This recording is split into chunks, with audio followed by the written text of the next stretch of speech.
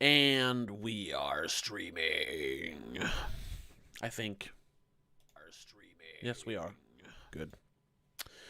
Welcome. Well, there's no one here right now, because once again, I'm being an idiot and impromptu streaming.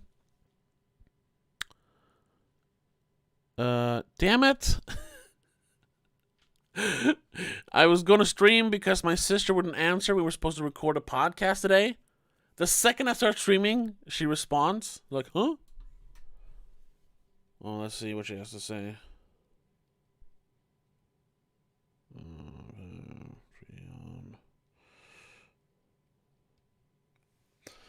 Oh well. Let's see what she has to say. Either way, I'm gonna have to postpone that because now we're gonna stream. I want to play some veggie games.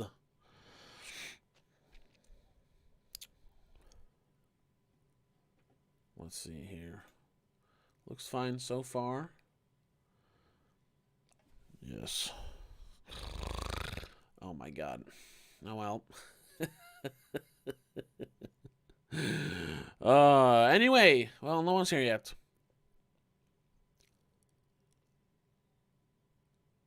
What did you think? We record on Mondays, so we can upload it on Mondays.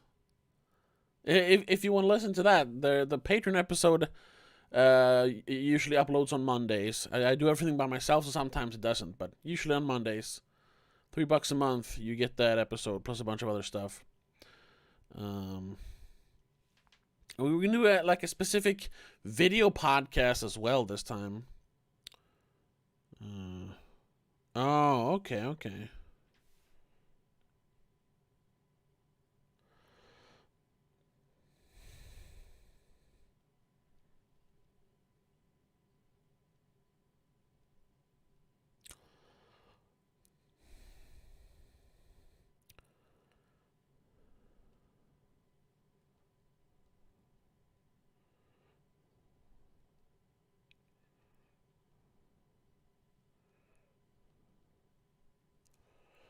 Anyone here? Nope, someone left.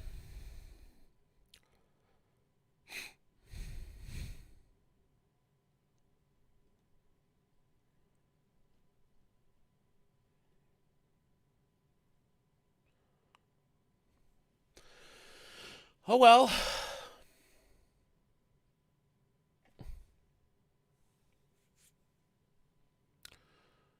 We'll just have to play the video game then. I mean, that's what we're gonna do anyway. So let me actually start that up just to have that on in the background while I talk to her. Where is it?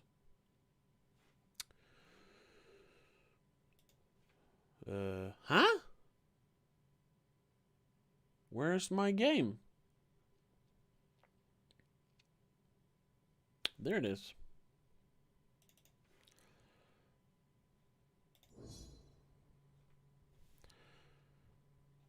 See here. There we go. Oh, I should do that as well. Well, that's not the right. There we go.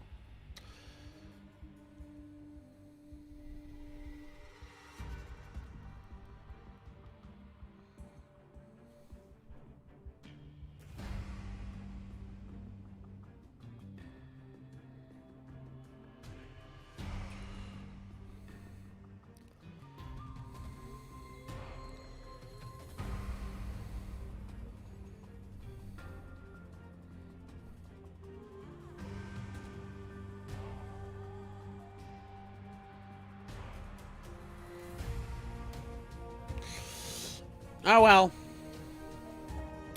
Let's see if the game actually runs good, because I've been having problems with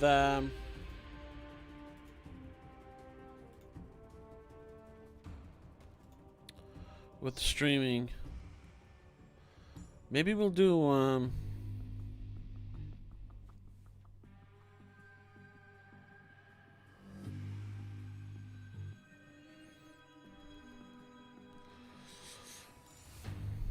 let's start the game, see how it looks.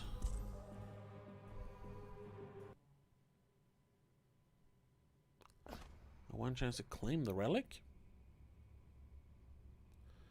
Feels like it's gonna lag.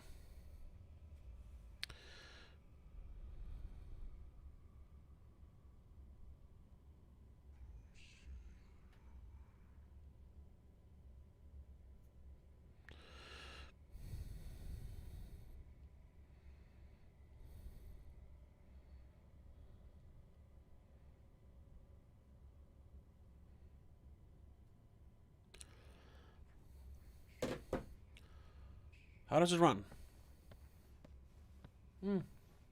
Pretty well so far. Nope.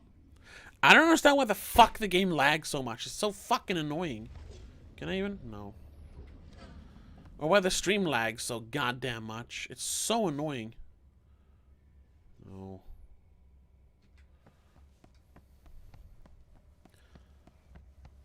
Because it runs so perfectly for me while I'm playing, and I turn up the fucking bitrate to 9,000 billion bajillion, and still it won't fucking run without stuttering. It's so annoying. Does anyone know? Because I don't understand. I don't understand computers. I might be a millennial, you know, born a millennial, but I am such a fucking boomer when it comes to computers. Like, this is insane.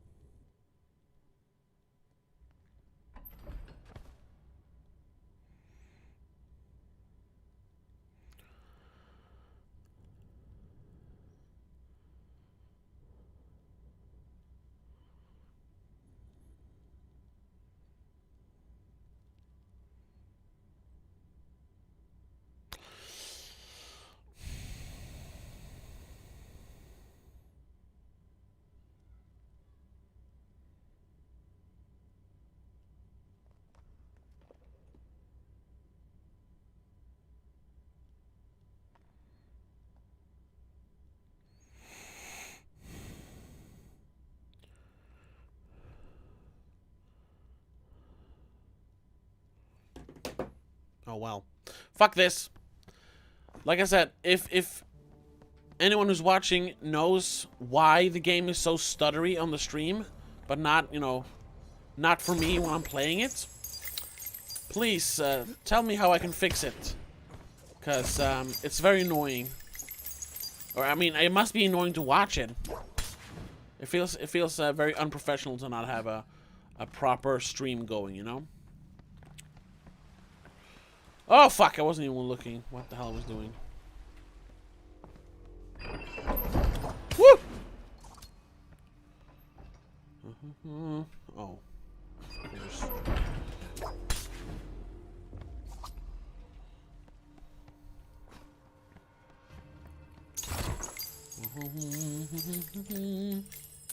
Maybe I should rename the stream. Welcome back. We'll really get any gaming fans into the stream, I think.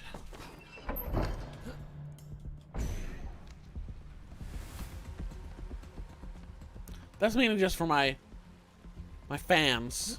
But if I want to reach out to a wider audience, I should probably call it something else.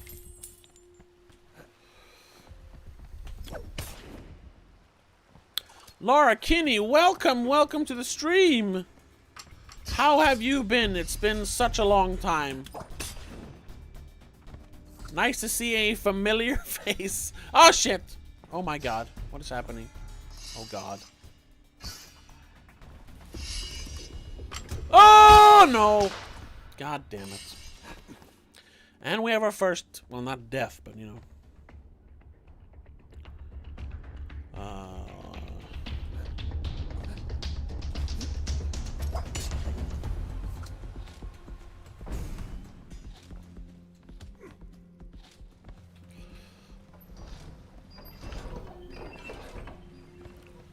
Oh, and I have no.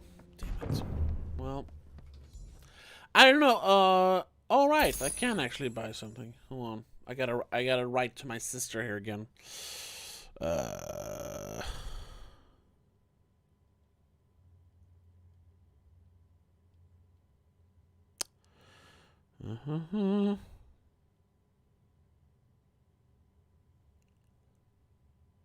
Okay, that's good. That's good. For me, when I watch the thing, it feels like it's laggy a little bit. And I don't know how to fix that. Like I said, maybe before you joined, I'm a complete boomer when it comes to computers. I don't understand anything.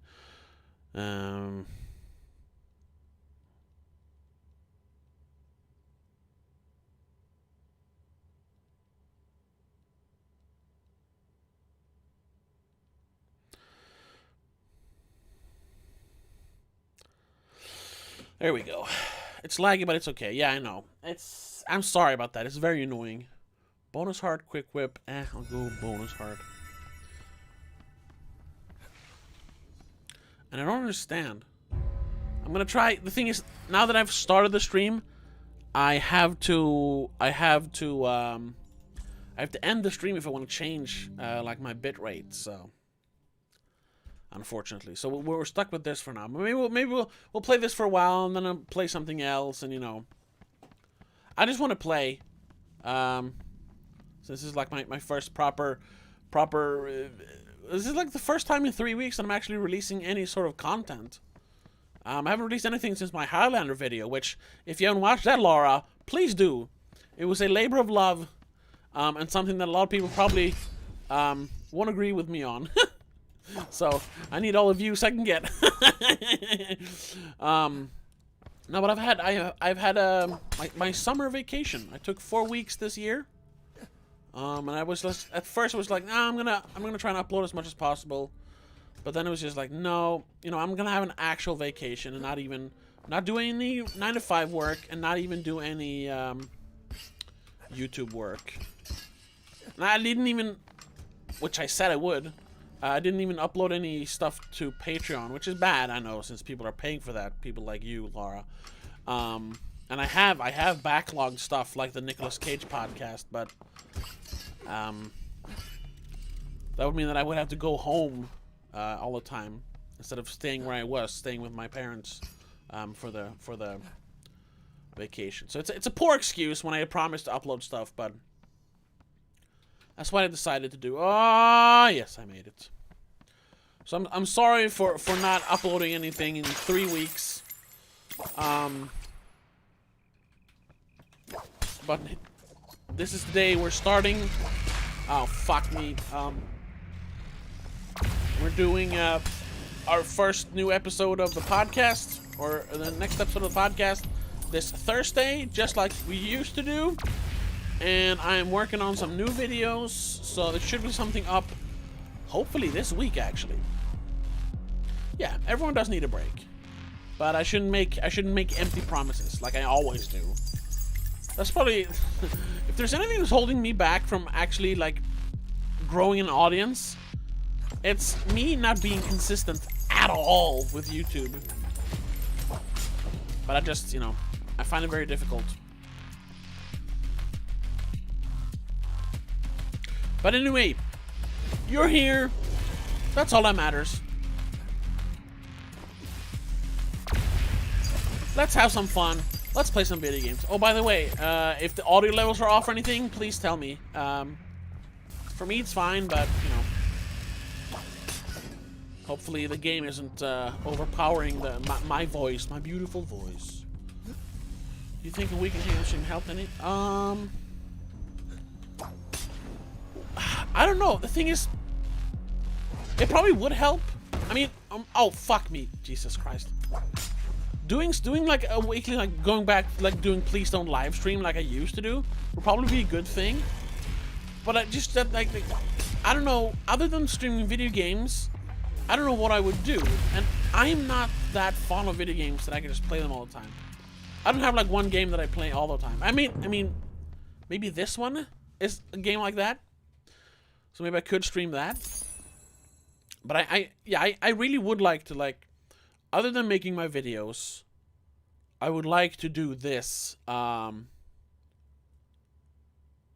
a consistent basis. I would really like to do that, and I've told myself that I would so many times, but I've never followed through, which is bad, because with the whole my live streams usually garner more views, not live, but in the archive version. They do garner more views than most of my videos, like my regular videos. I mean, there are the outliers, of course, like the Doom memes and everything, but yeah, honestly, like, this seems to you know, have more of an audience, actually, which is bittersweet because I enjoy this, but what I really want to do is, you know, movie reviews, video essays, stuff like that. It doesn't need to be the same game. Plus, you were doing movie trailer watchings too. Yeah, well, yeah. I did one movie trailer watching a couple of weeks ago when I did a stream. And it got blocked worldwide. So that's kind of iffy to do. I gotta figure out like if there's some way to like some workaround for that, so that they don't cut off my stream while I watch movie trailers. Because that is something I would like to do, you know, discuss movies with people. That's fun. But it won't work if they keep cutting the stream off because I'm watching copyrighted content. So I'm gonna have to figure that one out. Yeah, it doesn't have to be the same game all the time. Best thing would be though to try and play some sort of popular game and not you know, not have the gaming be the most important part of the stream, being instead that being the interactions with the viewers. But it also has to be a game that I enjoy playing. I enjoy playing this, but it is a very frustrating game, and like after like an hour or two, it kind of gets hard to play this game. It's just like, ooh, fuck me! No shit. I'm done for. I'm fucked. Yeah, I'm dead. Run!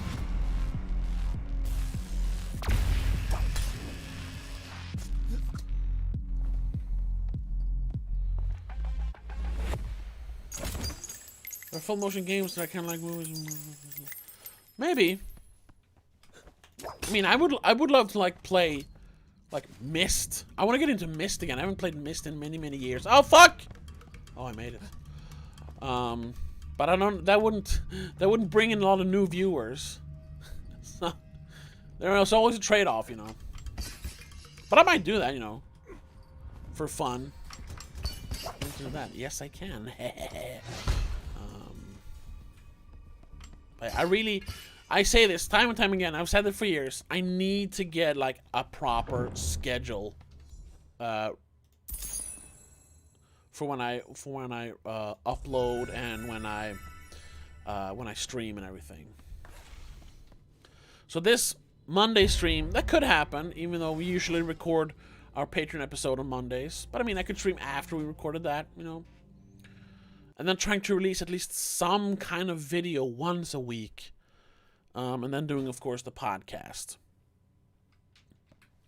But I also need to think, I don't understand exactly how the algorithm works and all that. So by doing all these different kind of things on my channel, like sometimes like long streams, and then later doing like shorter videos, and uploading them inconsistently, that's probably hurting my chances of the algorithm picking up my stuff.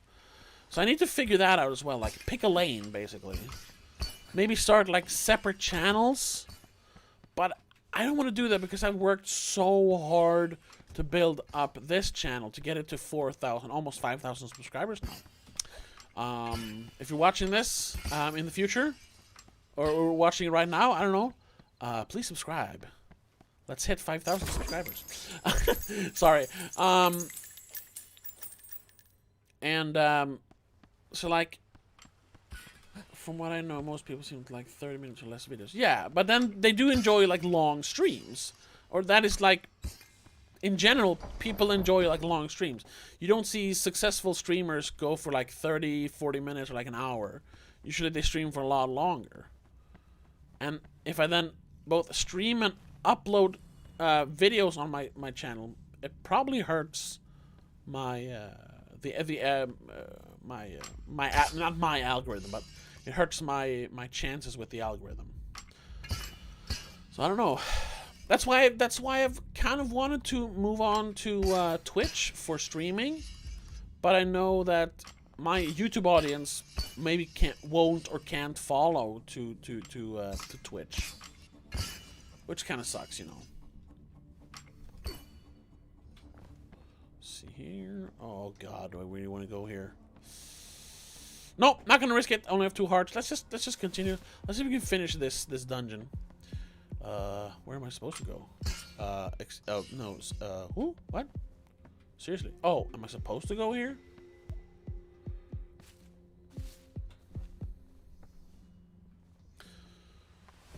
fuck. Ooh.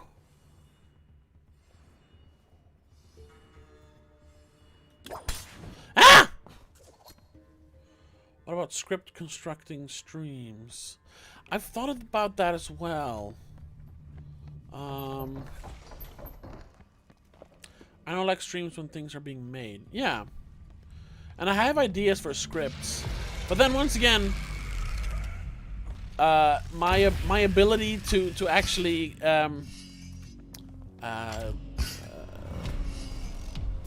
put enough effort into writing a script. Like, I have so many ideas for scripts, but I always lose faith in the writing. Like, after just like a few days, it's like, why am I writing this? It's never gonna become a movie. It's never gonna become like a new video. Fuck it. I have such bad I don't know, self-esteem when it comes to shit like that. I usually say that I don't suffer from like self-esteem issues, but I think I do, because like 90% of the stuff I want to make, I never finish because I'm like, no, nobody's gonna watch this. It's a waste of time. Fuck this. John Carpenter sucks. Change my mind stream. Well, I did a video about how John Carpenter sucks. I mean, that's a little bit hyperbolic, but that he's not as great as people say. We could do a stream about that, sure, if people are interested. Look at some more examples, because I didn't bring up all my examples in the video. That's also another thing. I don't usually, when I write a script, I usually like finish a first, maybe a second draft, and that's fine. And then when I'm editing, it's like, oh, I should have said this, I should have said that. Oh well. So yeah, there's stuff there. Oh, what is this? Zillions. Anything? Oh. Ah! Oh, no wait, you said change my mind stream. Oh, sure. Yes, like a debate stream. Yeah, like either having people in the chat trying to change my mind, or me trying to change their mind. That could be fun. Yeah, definitely. I've also wanted to have the discussion with one of my friends who is a huge John Carpenter fan. I mean, I am too, sort of. Oh! Fuck!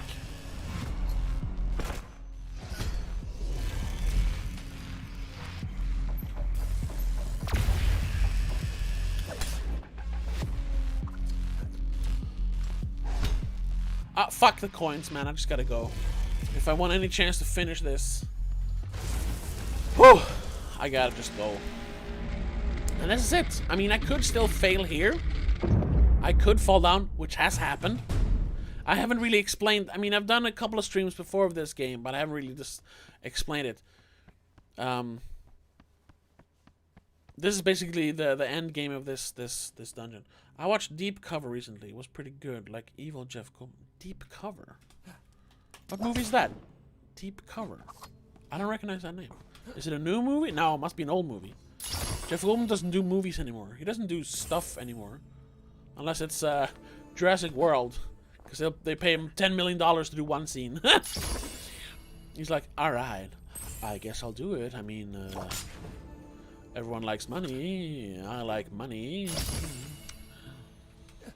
Okay, let's see here. Should I risk it? Yeah, fuck it.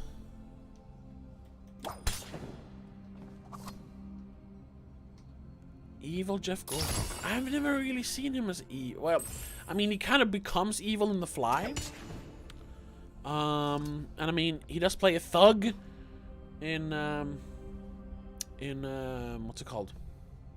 Death Wish? I haven't seen Evil Jeff Goldblum other than that.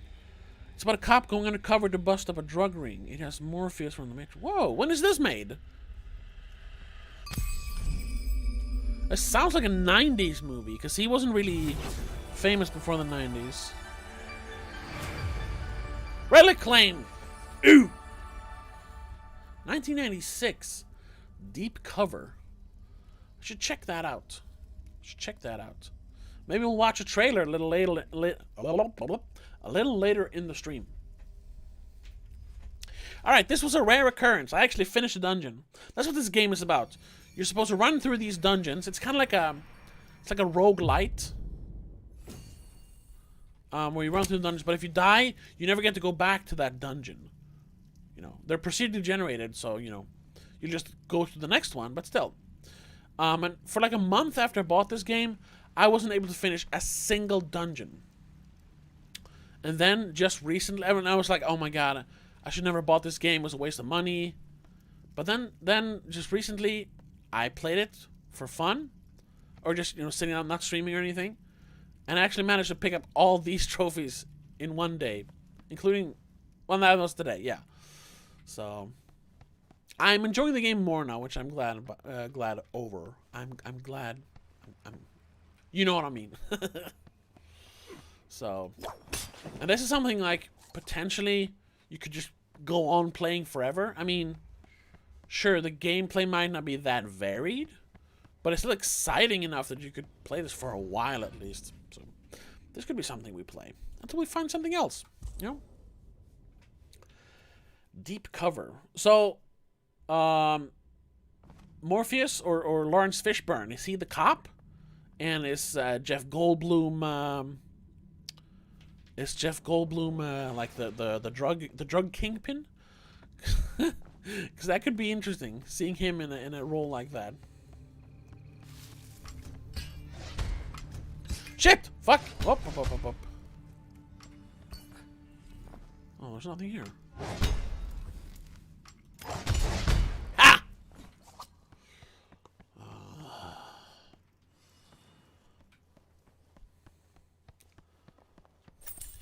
Shit.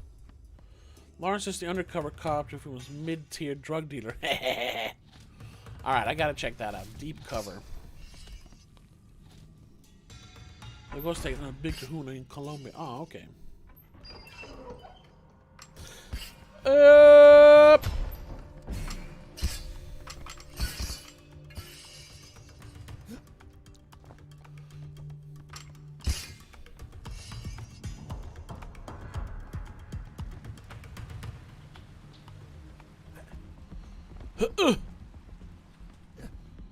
Ah! Is there anything up here? Oh, but speaking of movies, since it's been a while since we talked, have you watched any movies lately that you've enjoyed? I haven't really watched any like new movies during my vacation. Partly because they're still like, we're not in quarantine anymore really here in Sweden. And all the cinemas and everything are open, but it's still like kind of iffy, like you don't really want to go into town to watch a movie because there's so many people out there. Or in town, or the city, you know, Stockholm. But we actually, me and my parents, since I've been staying with my parents during my vacation. It's like their house is so nice. It's like a little summer house for me, away from my shitty apartment. We actually went last weekend, I think. Oh, not this weekend, the weekend before. And we saw Minari, which I'd heard a lot of good about, but I was like, I don't know if I want to watch it. It's Oscar bait. It's probably good, but it's not, you know, I don't want to watch it. But it's kind of movie that my parents, especially my mom, would enjoy. I thought, you know, sounds like kind of movie she would like. So I was like, why don't we go see that? So we did. And I gotta say, I really, really liked it. It was a really good movie. I might even go as far as to say I loved it. It was a really good movie. A Quiet Place 2. Oh, right. Well, yeah. I saw A Quiet Place 2. Ooh. Looper. You hadn't seen Looper before? That is an amazing movie. Made by a director I'm not that fond of anymore. Oh, shit! Fuck! Those fucking spikes. Oh, well. I'm still alive. Keep going. Deep cover. Alien Outbreak. I don't know which one that is. Alien Outbreak. And then Dread. Dread is amazing. I can't believe I still haven't used any Dread footage in any of my Doom videos. It's just, I don't know, somehow it's hard to make it fit into a video. I don't know why. If I ever make another Doom video, I definitely need to put some Dread footage in there. Dread is so fucking good. Oh, and you said A Quiet Place Part 2. I gotta ask you, what? Fuck me. God damn it. Oh, fuck. Well, see, I lost my focus. Damn it. Oh, well. We talked about it in the podcast. 2020 really low budget, but it's just okay. Alien Outbreak. I'll look into it. We talked about it in our podcast that I thought that A Quiet Place Part 2 was like legitimately great. And like, in my opinion, much better than the first one. Even though the first one is good, the second one was just miles better. But I've heard from some people. I mean, generally got a less favorable reviews. Still good reviews, but not as good as the first one. And one of my one of the, like, film YouTubers / critics that I trust his opinion, Filmento, great channel. I think I've shouted him out before, also because I want him on the podcasts. Oh fuck, Filmento didn't enjoy it as much as the first one. He had problems with the first one, but he definitely preferred the first one over the second one. And I was like, I disagreed with most of his criticisms.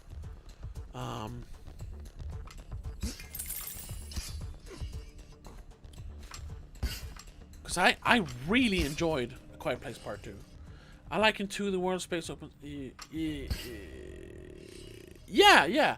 And he didn't like that all of a sudden. One of his criticism was that because they can now fight the monsters aren't scary anymore.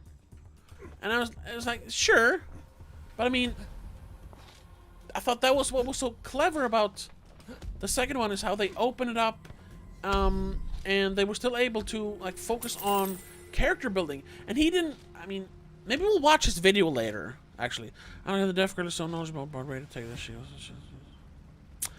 That's true. I mean, there are some plot holes, or logical plot holes, that don't really work. I'll admit to that. But I thought, I mean, they figured out a way to fight the monsters, even though, it's not like, oh, we can just kill them in droves now, but, they at least, have some sort of deterrence. And her response to that is just like, we need to share this with the rest of the world. I thought it was an interesting, development for that character, and I thought it made sense for her as a character, based on how she was written in the first movie. I like that. So I really enjoyed it, and I can't really comment too much on his video because I don't have it fresh in my memory right now. But we can definitely watch it later, and I'll point out some of the things I disagree with. That being said, I still enjoyed his video, and some of the stuff he said was true. So, let's see if I can. No, it's too. Oh, fuck it. Let's just go. Oh shit. So, we'll watch that video later, and we'll watch a trailer for Deep Cover. I want to do that. When I get so annoyed that I rage quit. We'll watch some YouTube stuff instead, because I'm better at that than video games. No, I'm not gonna pay for that. Fuck you. There we go. Boop. Ba ba ba ba ba ba boop. Oh, run! Oh! Oh shit! Oh, I made it. I bugged through them. Yeah. And roll. I hope this is at all watchable. What about a video pointing out movie cliches? Yeah, I've been thinking more about that. You and some other people have mentioned I should do more list type videos, and I know those are popular. And I've always been like, no, I shouldn't do that. And I want to be, my content should be different. But I've actually I've actually had some list ideas in mind. I saw one video from a very small YouTuber, even smaller than me, I know. Is that even possible? Yes, it is. Who made a video about his top 10 comedies of all time. And as crazy as that sounds, that's kind of unique. There aren't that many videos about comedies. Usually people make videos about, like, you know, like Critical Darlings, or they do Long Way, Lucky Landing. We'll do that one. Or they do videos about sort of cliches as valid criticism about film. Oh, sure, yeah, sure. I mean, sometimes cliches are good though. That should be noted. But he made, you know, people usually do like, oh, we're going to talk about sci-fi movies, we're going to talk about horror movies. Like, people don't really talk about. I mean, sometimes they do, but in general, people don't really talk about comedies or you know, regular drama movies. They just speak about the big ones, you know. Like a while back, it was everyone talked about a marriage story. Marriage Story? That's what it's called, right? I think so. So I was like thinking, that was a fun video to watch, even though I did not agree with his list at all. No, not completely disagree, but we disagreed on a lot of it. So I actually started ranking some comedies and watching some comedies I haven't watched in a while. So that's definitely a list I have started working on. It would be pretty easy to make. It wouldn't be that much writing. I could do it pretty easily, actually. I know that shouldn't be a criteria for making a video, but hey, I'm just being honest. Okay, I gotta get out of here before this guy kills me. Shit! Fuck!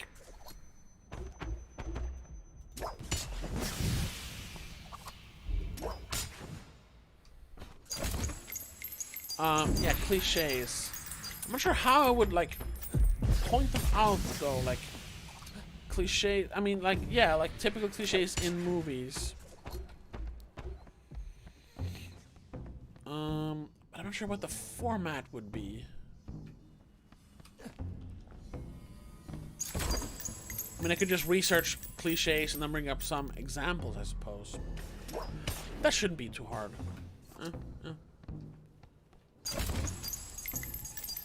I have been working on a different, not list video, but a video about, not cliches in general, but like,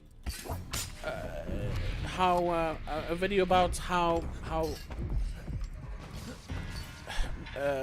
production companies like run certain like franchise into the ground. Like recently, it was sparked by me reading about the remake or reboot or whatever of Wrong Turn. I was like, Wrong Turn? Why are they making a new Wrong Turn movie? They haven't been good, like, ever. I mean, I saw the first Wrong Turn a while back, and I think I've seen a couple of scenes of the second one. So then I watched all the Wrong Turn movies, or at least the first 4 or 5. I think there are 6 of them, and I just gave up because they're so bad. And there is a pattern there, which is easily recognizable, where, you know, you have usually a horror movie that is successful. Like, let's say, Nightmare on Elm Street. Very successful movie. Ah, shit! And since it's so successful, they wanna duplicate that success. They make another one, you know?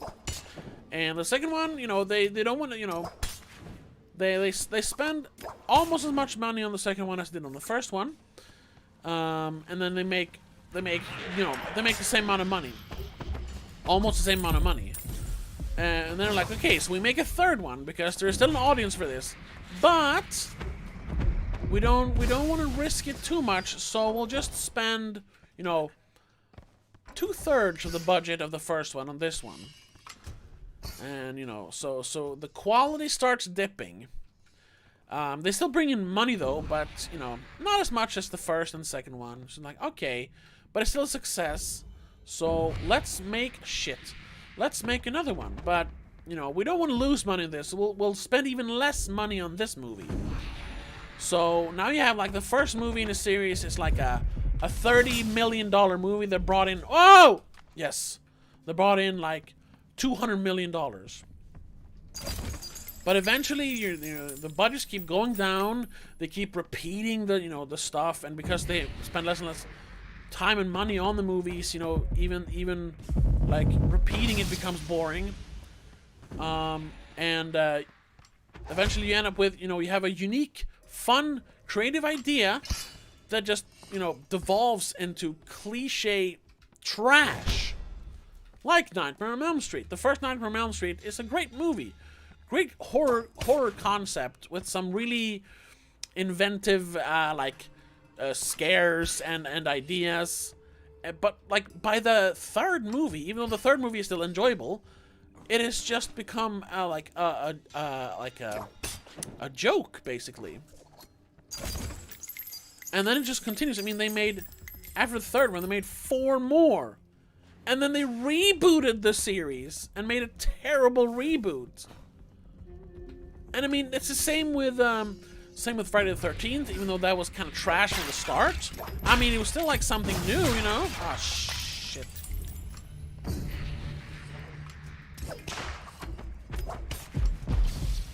And you have, movies like Wrong Turn. The first one was, I'll say, mildly entertaining.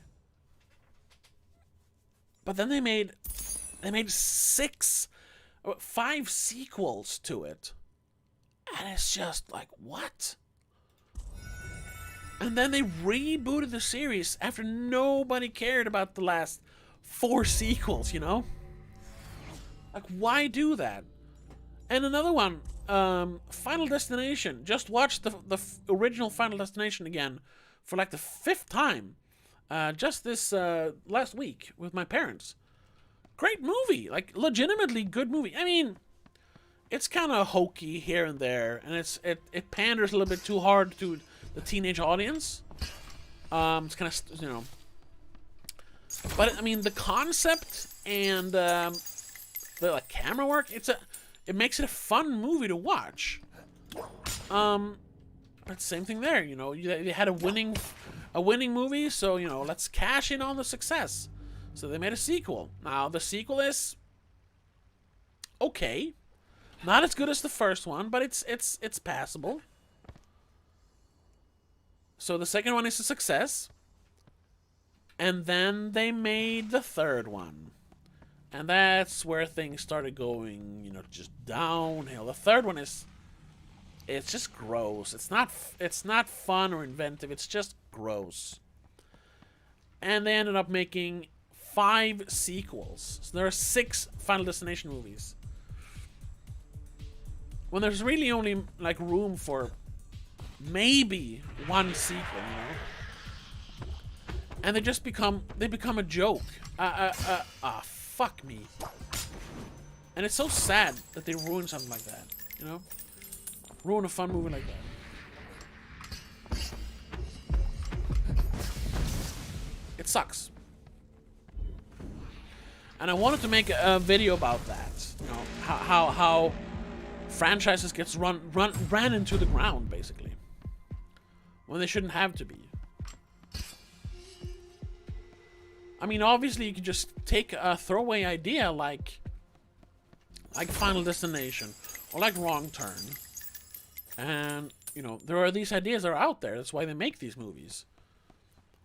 But why do it again? Just write another one of those cheap ideas. It's fine, you know? Everything, like I've said before, everything doesn't have to be super original and unique. But at least, you know, don't repeat yourself in sequel form. It's so unnecessary. You know? What if I have enough to buy another blessing? No. Fuck. Well, this might get tricky then. Let's see.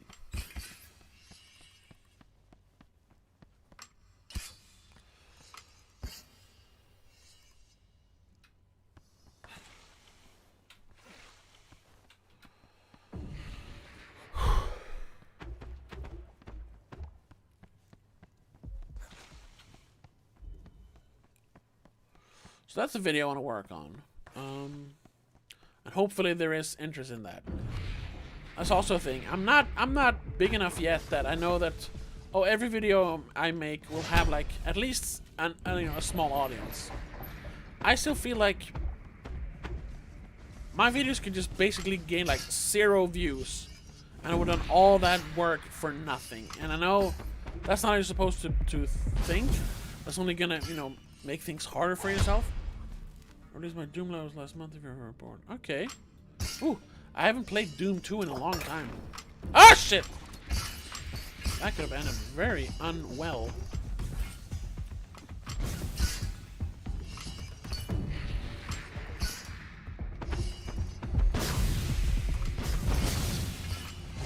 Oh! I never finished Doom 2. Believe it or not, I prefer Doom 1's format over Doom 2. The whole map thing, kind of like in Proteus, So, but I'll probably, and also like my interest in Doom, just not that I don't like Doom anymore, just like oh no. And like just like that, I lost all that work. Gone.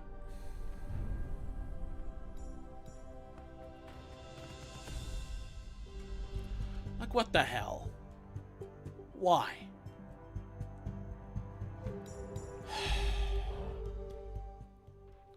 Alright. Just start over. I'll just buy back the whip. It's the best whip. We'll start over. No worries. Let's just go. Like I said, it's not like I don't like Doom anymore. I just, I played too much Doom for a while. All of 2020 was Doom. But at some point I want to finish Doom 2, so I have finished it. And I mean, at some point I also finished Doom 3, because I actually never did that.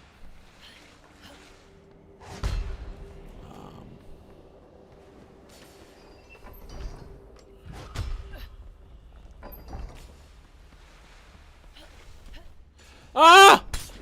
Shit! Oh. Well, that was very dumb. Very, very, very dumb. Why? I just felt I had to, like, be fast for some reason. But I don't have to be. And now, I'm starting off this this dungeon with less health. Not good. Dumb choice. Don't be like me, kids.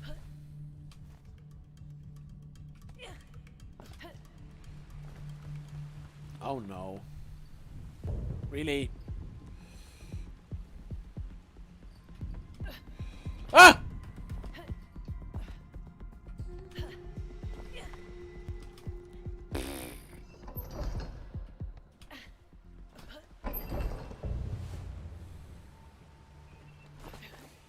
What about a scene analysis video? Oh yeah! I had a couple of ideas for scene analysis videos back when what's it called? Zack Snyder's Justice League was in the zeitgeist. I should have made those videos back then, because there are 2 scenes in that movie. I mean, there's a lot of scenes in that movie that I could like just wax endlessly on about.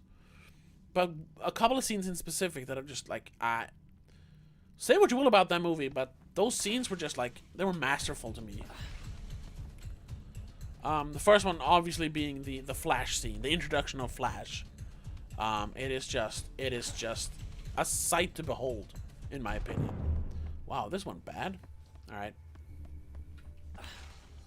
I could make like a 20-minute video about how the first scene where we see the Flash's powers is just like perfect storytelling.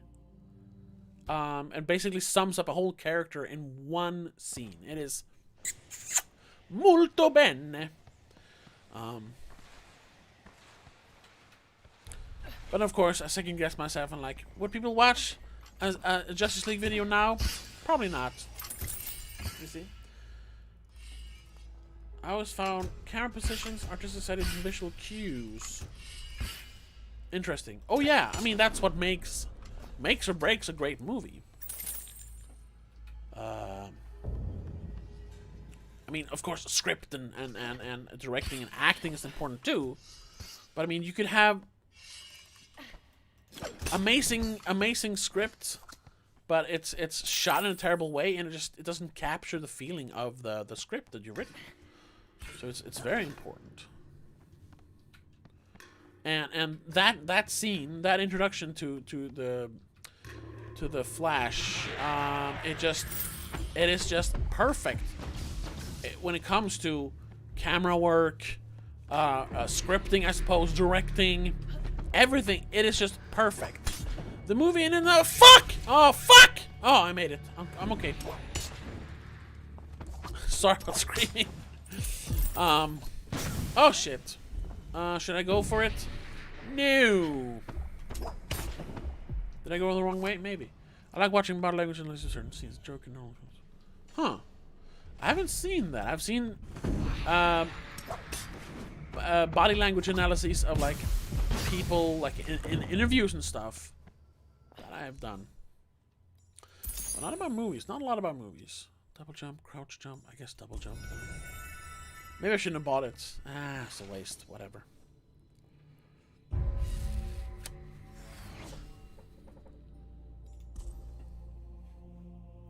But is that like some of the ideas I threw out here now, like slasher franchises and how they are always ruined?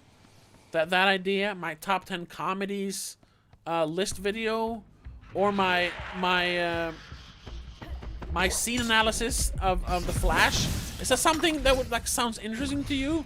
Is this something you would watch, Laura? Just I need to get like some input from an actual viewer. Because then I know, I'll make it. But like I said, I always second guess, like, what if no one watches my video? What if I spend 3 weeks in a video and nobody watches it? Like, which just feel like such a waste. And I know that's wrong think, basically. Like, literally wrong think, but I just can't stop myself from thinking like that sometimes. Or a lot of times, I should say. Go! Ah! I do like Minty's comedic art. She does 10 things she didn't know about movies, but it's the only thing he does. I mean, I could do that, but then it just feels like I'll just pick like trivia from. That's where I like get into like. That would be an easy video to make because I could just pick trivia from IMDb or maybe just do a little bit of research myself. And just make like 10 things you didn't know about this. But I feel like I need to put more effort into the content that I make. I'm not disparaging anyone for making that content or watching that kind of content, but I just feel like I need to put more effort into I need to put more effort into my videos than that. But then again, if that's what an audience wants to watch, maybe I should just, do it, please the audience, because I gotta please the audience as well. You can't maybe you can, but you can't understand how like my brain is just going 100 billion miles an hour when I'm trying to figure out how to progress in my YouTube stuff, and it's just it's not good. I think trivia is great when helping people understand the background of certain scenes. Okay, sure. I can agree to that. Whatever. Now they're saying that, oh, the bit rate for the stream is too high than recommended. Yeah, but that, I had to do that so the game doesn't lag.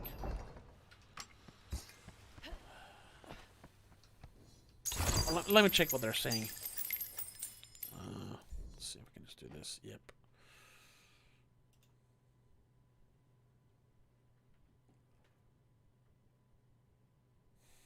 Why? And I couldn't even change that if I wanted to.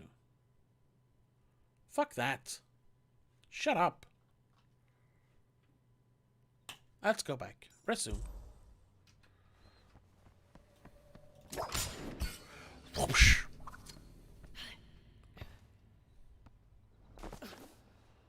Maybe it would be better if I turn it down. I'll try that. No, not now, of course, because I don't want to end the stream, but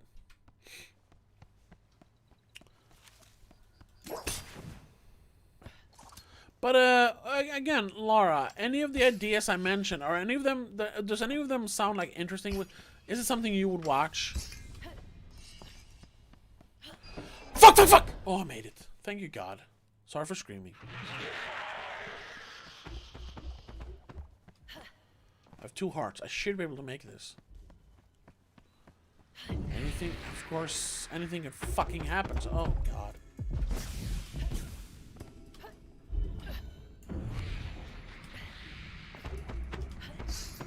Oh!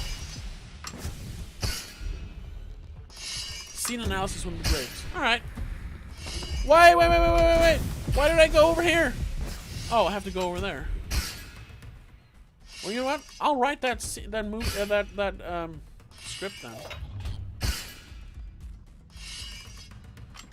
Oh, you didn't watch it? Bro. I mean, if you're not a fan of the sax it's like 4 hours. I can understand if people didn't watch it, if they're not into the DC movies. I mean, I wasn't really either. Well, I kind of became a fan of DC movies, but that movie, I don't know. Did you watch my review where I try to explain why it's so good? I mean, that movie is. I'm not like I know I'm always trying to, like, you know, promote like smaller movies and like indie movies, like real movies, you know. But honestly, the best movie I've seen this year is Zack Snyder's Justice League. It was just so fucking good. A Teen Titans movie? Sure, if it's based on the Teen Titans Go, because that's fun. I watched a little bit of that. Not if it's based on the real live-action Teen Titans, because what little I've seen of that was terrible.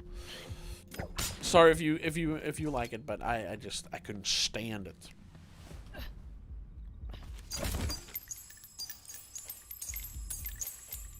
No.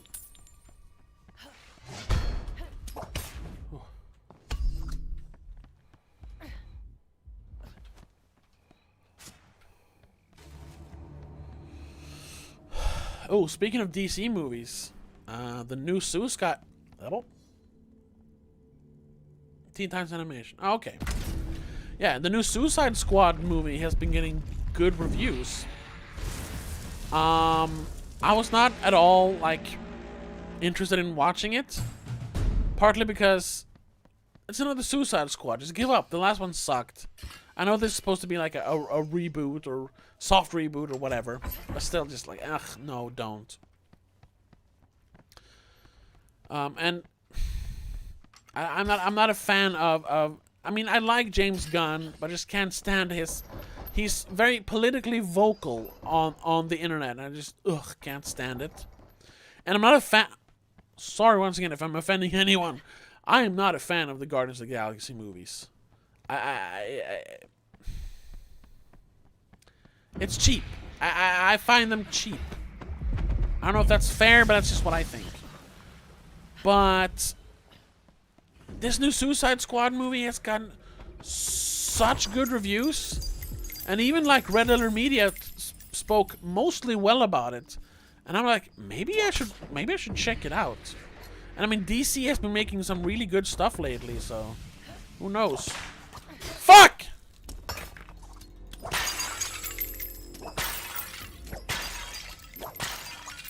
So I probably will check that out. I wish I could watch it on HBO Max, but since that's not an option in Sweden, I'll just have to go to the cinema, which, you know, I really don't wanna, but guess I'll have to. Am I going the wrong way now? Am I going back now? No. Shit. Oh, fuck. No.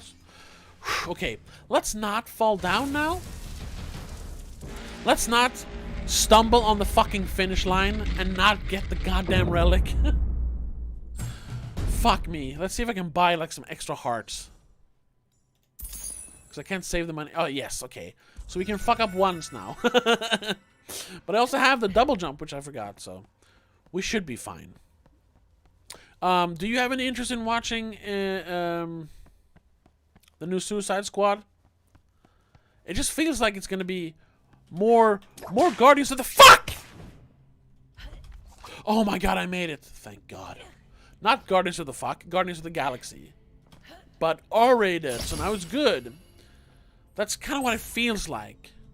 But like I said, all the good reviews, and I mean, like I said, I do like James Gunn, even though I prefer his like old stuff when he worked for Trauma. I don't know. I probably have to watch it.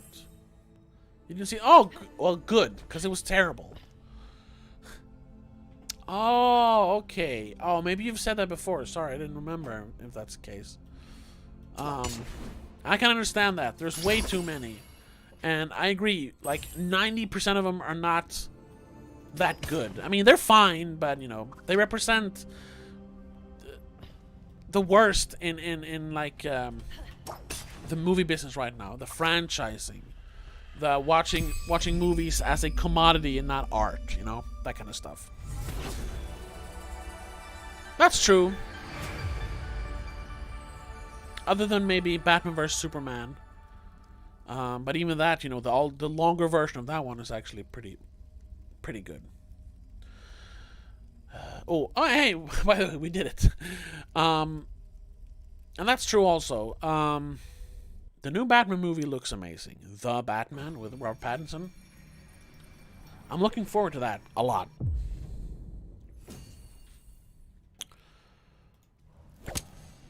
Oh, another thing, since I have you here, Laura, I gotta ask you, I've been uploading a few episodes of the Nicolas Cage podcast, or Method in the Madness, to Patreon. We are, of course, eventually gonna upload it, you know, to Spotify and YouTube, but we wanted to give it exclusively to the patrons first. Oh yeah, the animated Batman is really good. It's like legitimately well written. But I'm gonna ask you, have you listened to any of them? And if so, what do you think of them? It's okay if you haven't.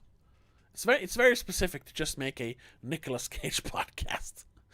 But it's something, you know, me and my co-host Christopher, we're having a lot of fun recording them. He had to take a hiatus though, and that's why I kind of took a hiatus as well. So we haven't recorded one in 4 weeks, but tomorrow we're doing Vampire's Kiss, which should be a lot of fun. Oh fuck. I haven't seen much of your stuff recently. July was a bad month. Oh, okay. Well, yeah.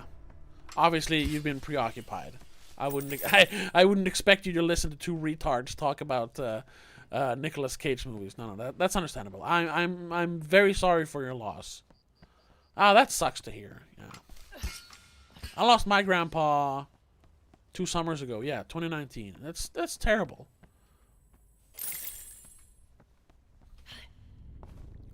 And we didn't even, like, since he lived on the other end of the country, we didn't really see too much of each other the last few years. But I mean, it still sucks, you know, when you lose a grandparent. The Unknown. The Unknown. The Unknown. Who's in it? Who's in The Unknown? Who stars in The Unknown?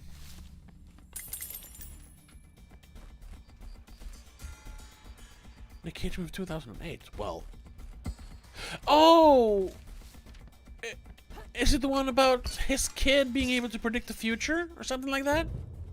I mean, it's on our list. We're gonna do every movie he made. Well, each one of his starring vehicles. So it's on our list. It centers on Nick Cage's family and is harassed by aliens. Maybe that's not the one I'm thinking of.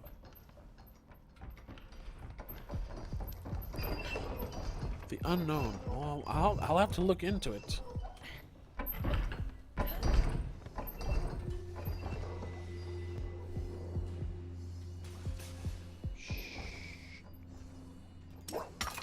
Ah! I mean, I shouldn't look into it too much since we're gonna watch the movies in order, so, but I'll look into it. Oh, fuck! Oh! Oh! I made it! His kid is deaf, and strangers keep showing up around their house. Eventually, they take the kid and put them on another one. Whoa! Okay, I mean, I thought I saw some movie. No, wait, I saw a movie called Knowing. Another Nick Cage movie from, like, the mid-2000s. That's the one where his kid predicts, like, the end of the world or something. The Unknown. No, I saw Knowing. He makes a lot of no movies. All right. Well, we'll get to that eventually. Don't worry. Unknown. That sounds much better than The Knowing. Maybe that's it. I'm not good with film names. Oh, maybe it is that one. Yeah. Because I remember there are aliens in the end. Maybe that is the one. Either way. Sorry.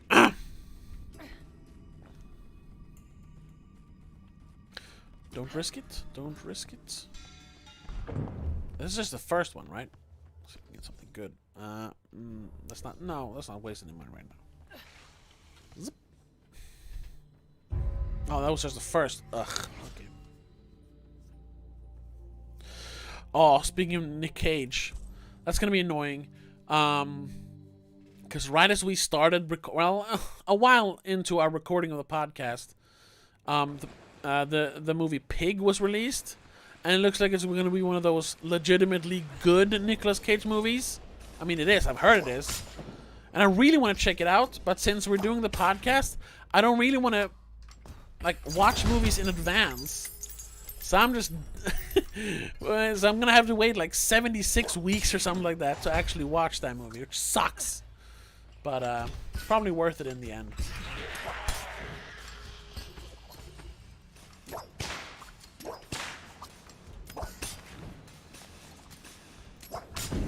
Anyway.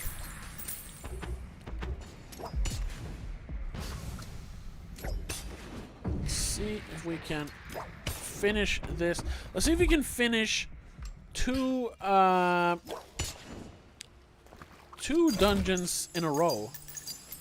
Lord knows that that hasn't happened a lot. Oh. Yeah.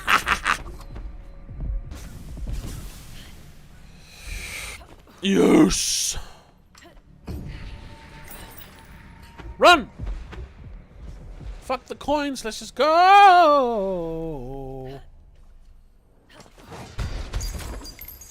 I was the alien was critical. Bruce Willis making tons of money. Oh yeah. That's another YouTuber. I enjoy his stuff,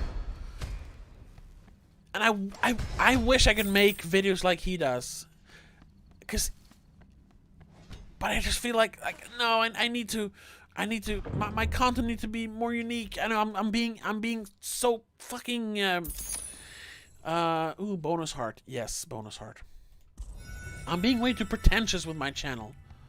I should do more videos like him. I actually like his stuff for the most part.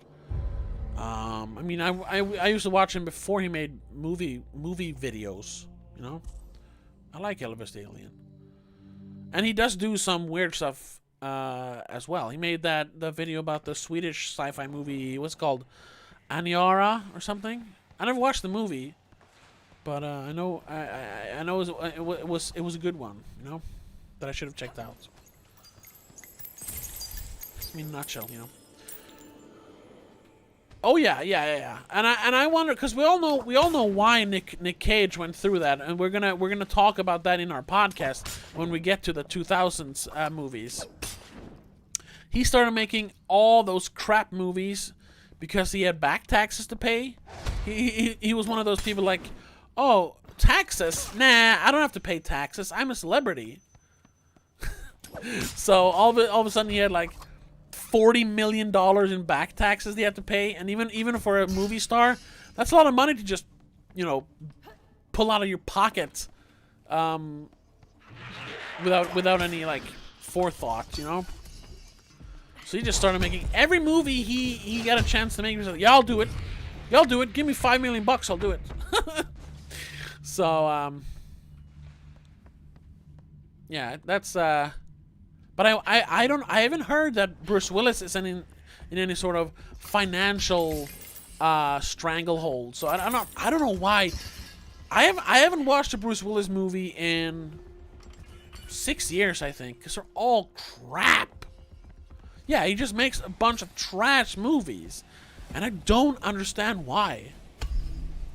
I mean, I could just look into it. I haven't, but I just can't see him making all those movies just to make a quick buck.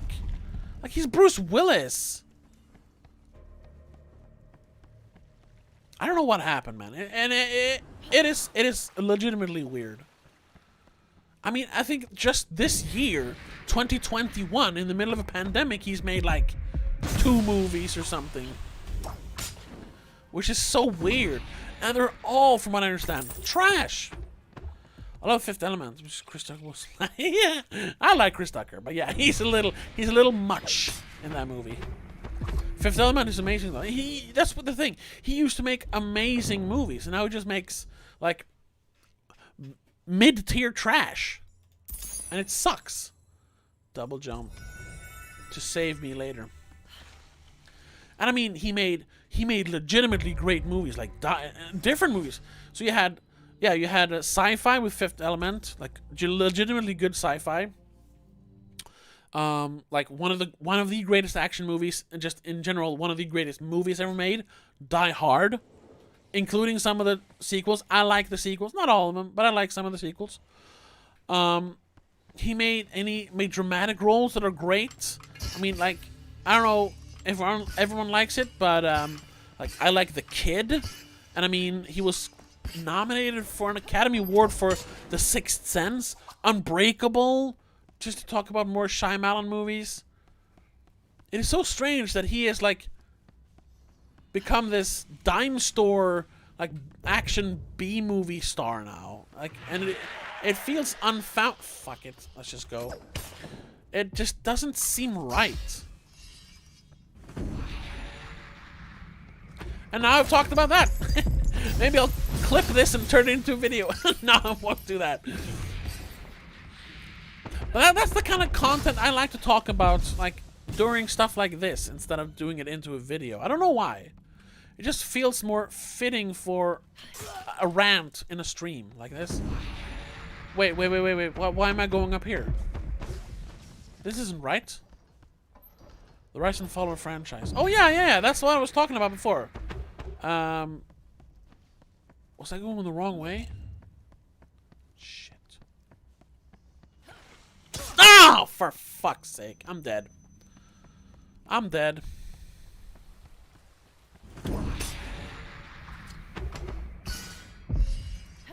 Oh, yeah. I went the wrong way, now I'm dead. Gamers does that. Oh, yeah, I know. They do really good, they do some really good, documentaries, or whatever you want to call them. Oh, fuck! Oh, thank God in heaven. Even though I gotta say, sometimes it feels like, well, maybe the franchise didn't die. Maybe it was just over, you know? That's how I feel sometimes, you know, a franchise just can't go on forever. It has to end sometime. So, sometimes when they call it a death of a franchise, I don't agree. Oh, fuck.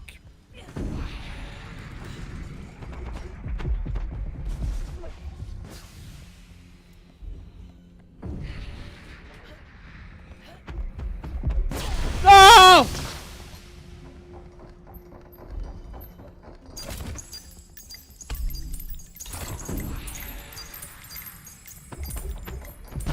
Oh! Please. Ah! Oh!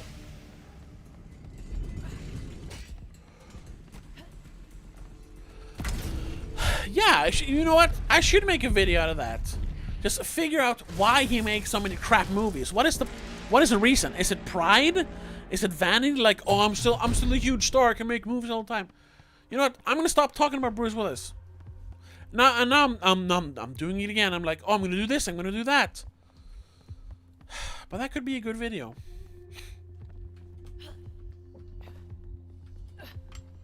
I'm gonna... Oh, wait. I'm gonna see if I can get some health back.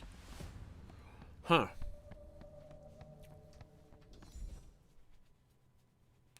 I should write that down. I don't have a pen.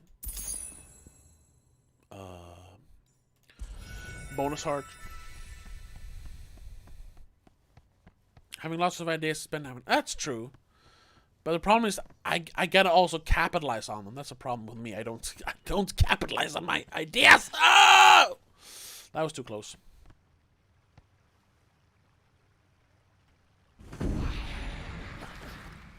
Yep.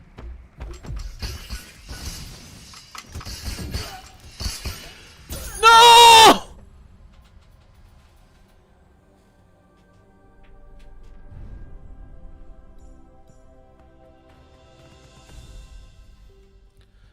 Fuck. I've never seen that pattern before. God fucking damn it.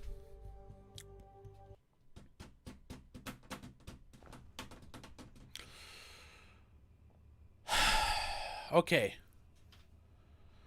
Oh, while we're here, I'm going to change the title. I know maybe it's a little late now, but welcome back. We're going to call it,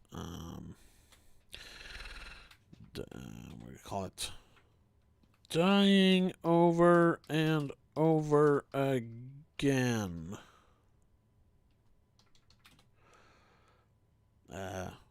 Phantom Abyss. Maybe that'll get some more people to watch. There we go. Hopefully the name changes also, because it doesn't always do that. Let's try another one. Gotta buy that back. Do you like streaming? Always three people like interacting with their audience. Oh yes. When I have an audience, I love interacting with them. The actual act of streaming, like playing a video game, that for me that gets old after like 3 hours. But if I have a good audience, like you or like more people in here, yes, I really enjoy it. That's a lot of fun. It's just that the fact that you have to fill the stream, other than talking to people, you have to fill it with something else. And that's what I'm bad at. It's like, I'm gonna say like, oh, I'll stream again tomorrow. But then tomorrow I don't feel like streaming this game. Or maybe I don't even feel like just streaming. So that's why, the inconsistency starts happening. And that's bad. That's bad for streaming. So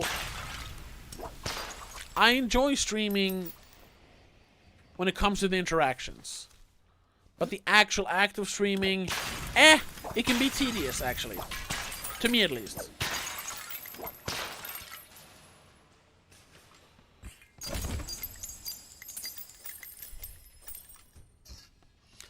I mean, it's kind of the same. It's kind of the same as with how I enjoy making videos. Like, I enjoy making videos as long as, at least some people watch them. But if no one's watching it, like, then what's the point of making the videos? I've discussed that before, like, when people say, like, oh, I don't care if only one person watches, I just love making videos. And that's true, I like making videos. But I mean, it's the having an audience that enjoys your content, that is part of the enjoyment as well. There is always, even if you try to be as unpretentious as you can, there will always be that little ounce of vanity, like, I'm not just making videos because I like making videos and I want to talk about this. I want people to watch my videos and give me attention. That is part of it. And I can definitely not accept that. What is it called? Admit that. It is partly vanity, like, because when I make a video where I state my opinion on a movie, or a franchise, or or a review of a movie, it's because I think my criticism of the movie is like very good, even better than some other people's, and I want that confirmed. That is a big part of why I make videos. Yeah, there's really no point in making a video if no one watches. Yeah, that's how I feel as well. So as vain and as douchey as that sounds, that is the the truth. I would if no one was watching my videos, I would not be making them. And that is why I struggle sometimes. Like, why am I making these videos? Very few people watch them. Then of course, you know, I have a loyal audience like you and all the other people who shit watch my videos. But you know, you always wish that more people watch them.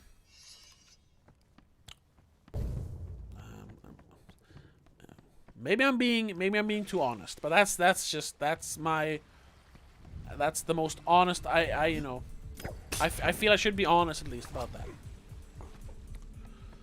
Like, I'm not doing this because I have a passion for you know, making videos. I'm doing it because I have an opinion and I want people to hear my opinion and, you know, comment on my opinion. I want the attention. That's at least a third of it, you know? I love making and look at other people's stuff and wonder how I can do it better. Yeah.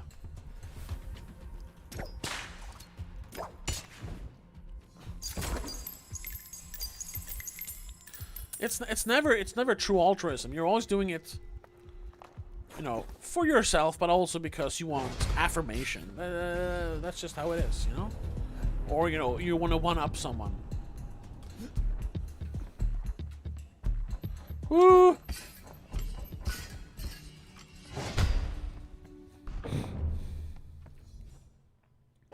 I'm gonna buy something here. Bonus heart, hell yes.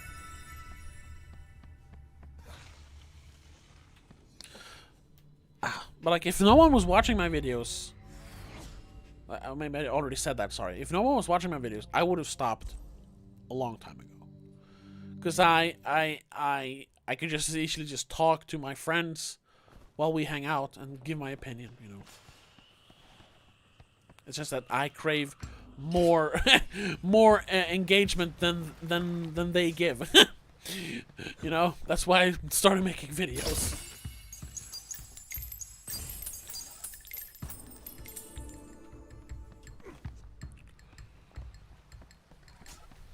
So really, with that mindset, I should probably make more, like, I guess, consumer-friendly content, so to speak.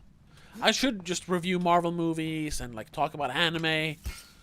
But then the pretentious side of me comes in and, like, ugh, but I don't like that. I want people to listen to me talk about the stuff that I like, you know? Oh, I downloaded a movie from 2020 called Awoken. It's about a coma patient having a new experimental treatment. Ugh, demon possession. Whoa. Well, that's a good concept. We're gonna have to do a trailer stream after this and watch all this. The Knowing trailer and this trailer. And what was that? What was the Jeff Goldblum drug dealer movie? Uncovered? What was it called?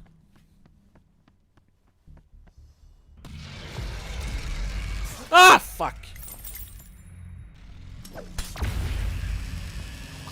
Deep cover, sorry. And go. When like I said before, when I eventually rage quit, we'll do a trailer stream.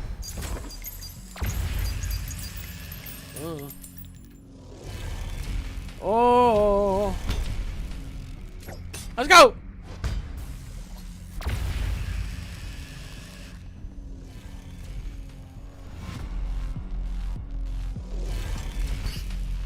Fuck all the coins, let's just run through the... Okay, well, I'll take those. Oh, and we're safe. New blessing. Something good. Bonus hard. Crouch jump. Nah. There we go.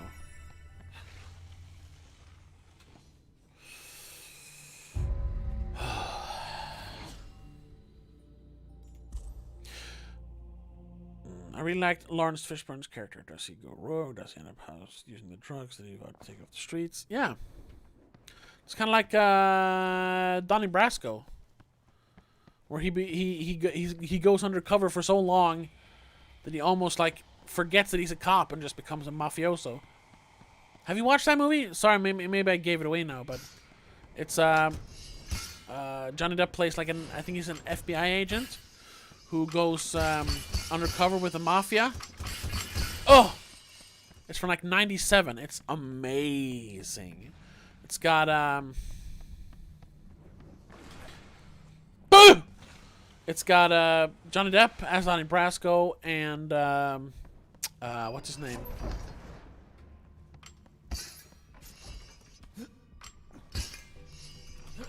No! Al Pacino, sorry, Al Pacino as the mafioso. He becomes affiliated with. It's a great movie.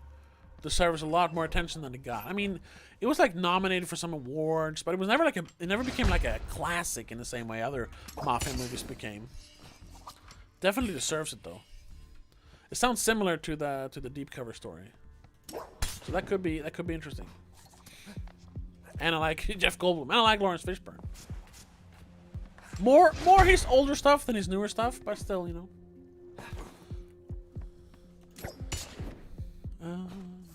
I have enough coins to just run home here. Yes. Yes.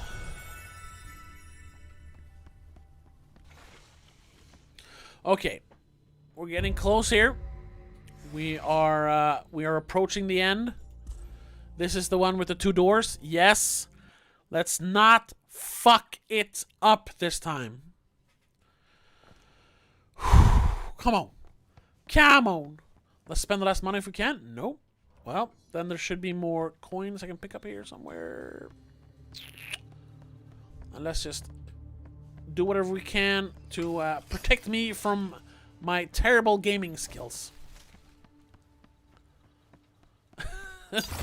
Whatever I can do to even the odds, you know.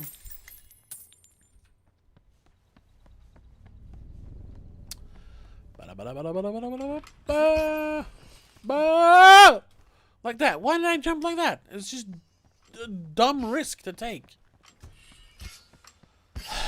Annoying and stupid. Can we get yes. Come on. Enough?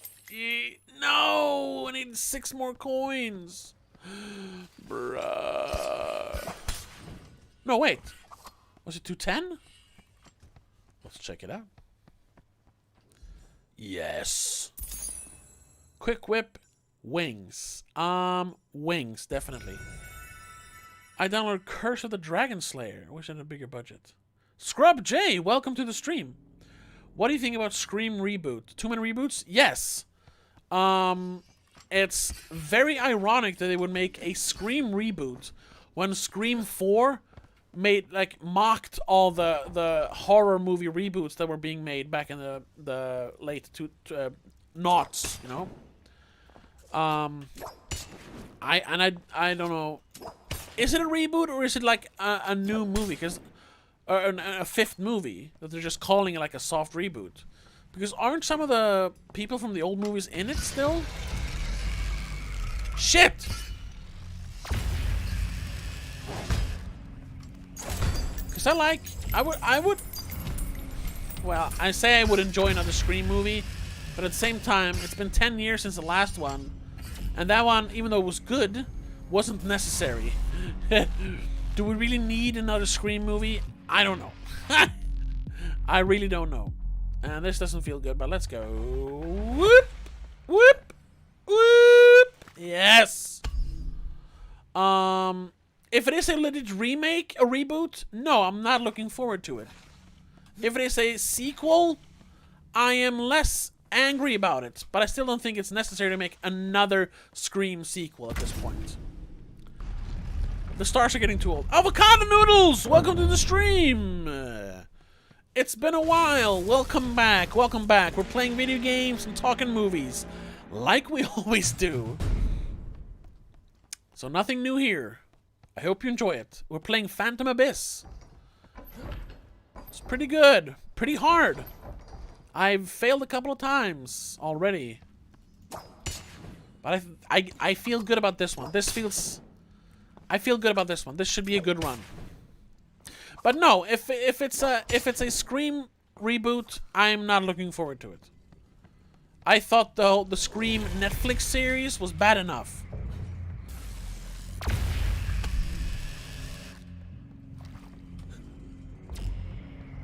Oh shit. It's Phantom Abyss.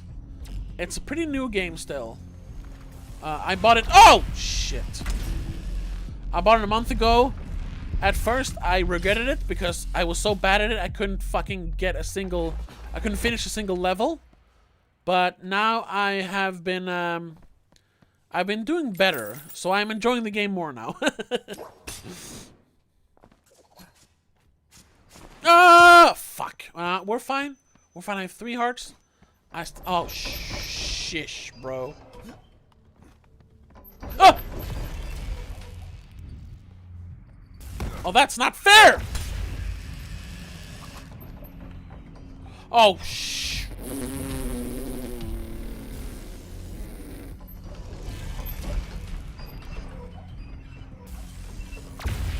Yeah!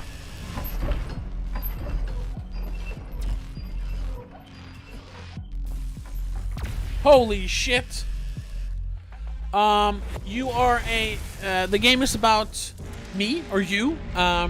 You are a treasure hunter who is stuck in this abyss because of a demon or something. And you have to collect enough relics so that the demon or god or whatever it is lets you out. And you do that by running through these kind of dungeons. Thing is, though, they are randomly generated, procedurally generated. So there are an infinite amount of dungeons, and if you die, you never get to try out that dungeon again. Your chance to get that relic is lost. But there are, like I said, an infinite number of dungeons, so you're fine. But it adds definitely adds a sense of danger to you. Like if you die, you don't just start over. You have to like try a different dungeon altogether. It's fun, and you can see like it's kind of like a multiplayer game. You don't play against other players live, but you can see what they have done earlier. Like they appear like ghosts in the dungeon. So now we just claim a relic. We finished this one. We're getting somewhere. And it's fun. It's hard, but it's fun. I think you call it a Souls-light game? Or maybe a roguelite game? I'm not sure. But it's pretty fun. So, Avocado Noodles and Scrub J, if you're still here. It's been a while since I streamed. What have you been up to lately? How's your summer going? Have you been on summer vacation yet? Either from work or from school? Me, I just finished my vacation, so this was my first day back to my regular life. See, I just watched Quiet Place Part 2. How'd you like it? Well, I quite enjoyed it. We recorded a podcast about it, if you want to check that out. Immune to fall damage. Ooh, that one, right. There is a spoiler cast about it, but I if you want like an in-depth review, check it out on Spotify. If you're new here, check out our podcast on Spotify, the spoiler cast, where we talk about movies. But just quickly, I really enjoyed it. I thought it was better than the first one. I thought it was like a really, really, really good movie. What did you think? Noodles, did you like it? I really liked it. Like I said, I'm repeating myself.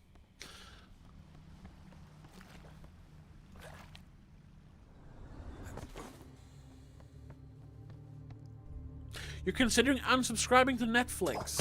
Okay. Any particular reason? I mean, I guess I can see why, but at this point, it's become such a convenience to just, lazily look through Netflix to find something trashy to watch. But yeah, in all honesty, that's not that much good stuff anymore. I liked when they had like South Park and stuff, but yeah, they do produce a lot of trash nowadays. The only reason I still watch Netflix or care about Netflix is because I share an account with my family, so I don't have to pay for it. Yeah, Amazon Prime is good too. That one has more like weird stuff. It has like old 80s and 70s horror movies. It has a lot of B movies because of their connection to Shout Factory. So there's definitely a lot more fun stuff there. But I don't know. At this point, like, Netflix has almost become like grandfathered in. Like, I'm not gonna unsubscribe even if I don't watch it that much anymore. It's just, just become too accustomed to having Netflix in my feed. And also, I do use it to watch Star Trek, because Paramount Plus is not a thing in Sweden, and I wouldn't pay for Paramount Plus anyway, because I don't want to give them money specifically to make more terrible Star Trek stuff. I'll watch it on Netflix, and they'll get, circumstantial income from me. Yeah, they don't do too much. I mean, they do some good stuff nowadays. Oh, fuck me. I liked, well, it's been a while, I guess, but I actually liked one of their romantic comedies they made, starring Ali Wong, the comedian, called Always Be My Maybe. I think it came out in 2019. That was a good Netflix movie. It's the one where the Keanu Reeves headphones meme came from. I was like, that's a good movie. No, I can't even if I wanted to. But yeah, like off the top of my head, I'm trying to remember, like, what have I watched recently that they've made? I know I've seen some stuff. They have the new that Kate movie, seems cool. They have some stuff that is interesting, but they do produce a lot of trash as well. I agree. Maybe we'll take a look at Netflix to see what we can find. Maybe well, that's another idea that Laura's had for a long time that I should make. Netflix recommendations. But I'll do it live instead of as a video. I think that's easier also, so you can, like, instead of making new videos all the time, you just make a stream about it. I recently watched Hunger Games. I watched it before in my teenage years. Okay. I haven't watched the Hunger Games. I read the first book, and I watched the first movie because my sister was really into the movie, to the books and the movies, and she got tickets to like the gala premiere of the first movie. So I was like, yeah, if you got a ticket, I'll go. I mean, if it's free, sure. So I read the book just to be like savvy, and the book was fine. The movie was okay, but I never cared about watching any of the other ones. Let's see here. Two out of their good stuff. I don't watch. Okay, sorry, autocorrect. I meant all of it. Oh, okay. I know it was a big deal. Yeah, it was. Did I have double jump? Nope. Oh, I had fall damage. The fall damage thing, right? So let's see if we can. Boom. Yeah. I recently watched, though, if we're gonna talk about like teen sci-fi dystopian movies, I recently watched all of the Maze Runner movies. They were pretty good. We did a spoiler cast about it, which you can check out on both Spotify and here on YouTube. They were pretty good. I mean, they had more potential that they squandered, but overall, pretty good movies. So if you like the Hunger Games, check out the Maze Runner movies.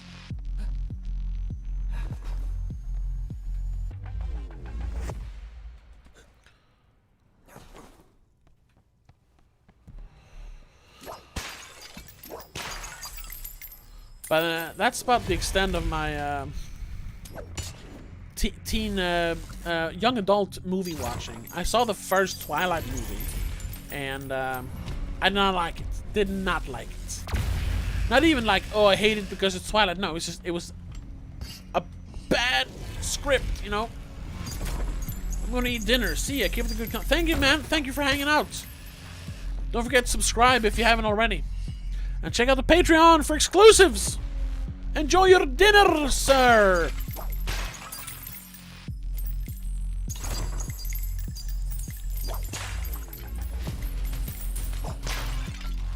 Fuck it, let's just go.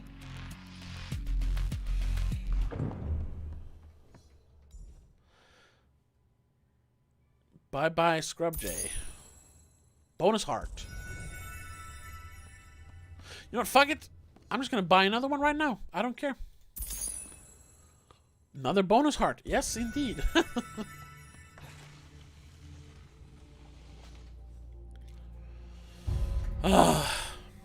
Oh, damn. I haven't... it's not too laggy. Once again, to everyone watching, sorry for the laggy stream. Well, most of the people watching aren't typing. Now, yeah, I know. We're 3 people right here, right now. You're typing. Scrub J was typing. Laura was typing before. But yeah, I would definitely, you know, anyone who's here, you know, if you want to interact, you know, go ahead, man. That's why I stream, to interact with the chat. I don't stream because I like playing video games. I mean, I like playing video games, but that's not my main reason for streaming. I do it, like I told Laura before, I do it because I love interacting with the fans, or you know.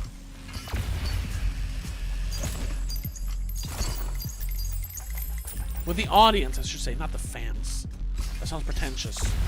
You don't have to be a fan of mine to talk to me, you know? If you just want to talk, that's fine. I'm just happy that people are here to watch my shit! Oh. Fuck coins, let's just go. Woo! No, fuck it. I don't want to fucking... Oh, shoosh. Ugh! No!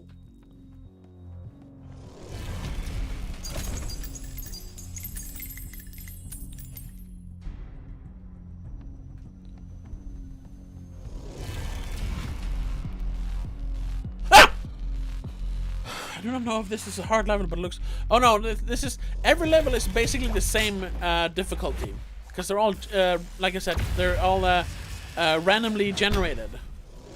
So, yeah, I mean, there are, of course, some differences. Like, some levels are easier than others, but usually they're all this hard. Yeah, it's pretty damn nerve-wracking.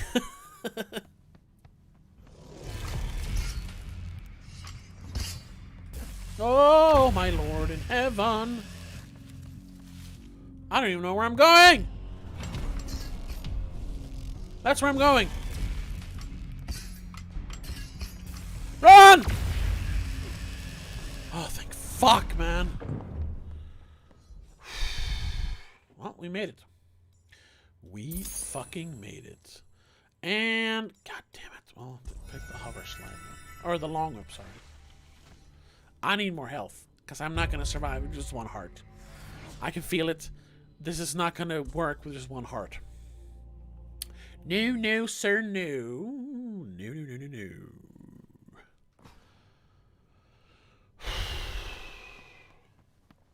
Don't forget, if you're new here, just want to reiterate, please subscribe. Oh, what is this? I'm a Star Wars fan, and I just got Republic Clone Commando.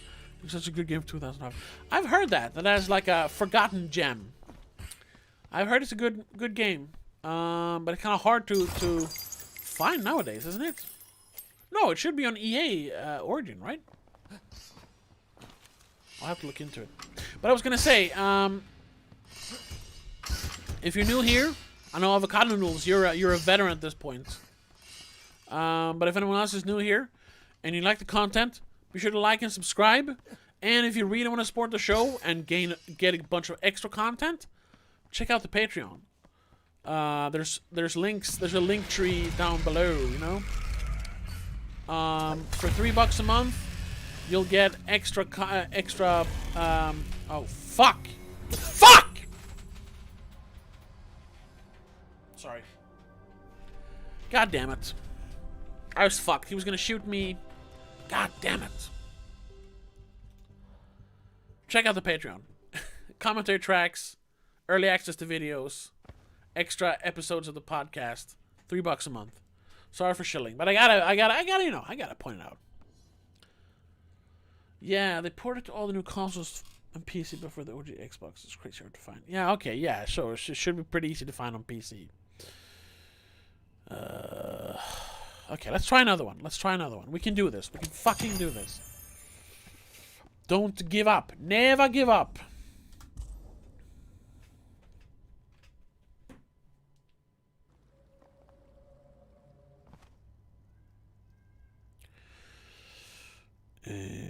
Yes, of course, my friend. Talking to... Hold on. Yes. Very nice. There we go.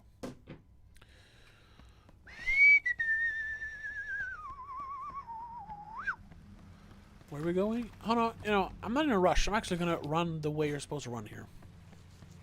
See if I might have... Oh, look. No, okay, I would have picked that up.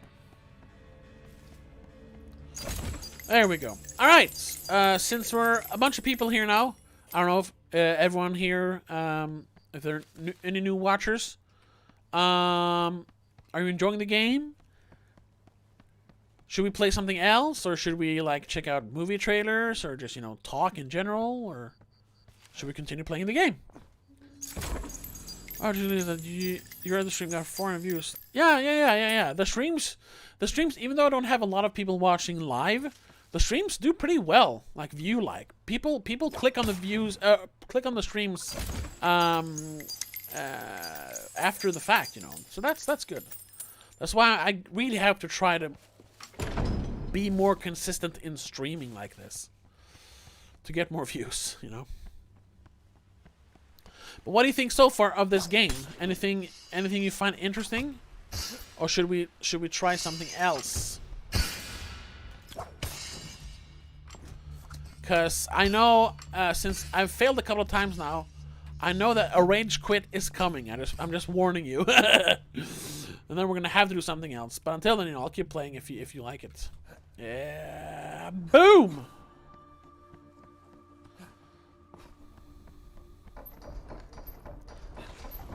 Okay, look really interesting. Okay, I'll keep playing them until I rage quit, because then we're gonna quit anyway. But I mean, you know.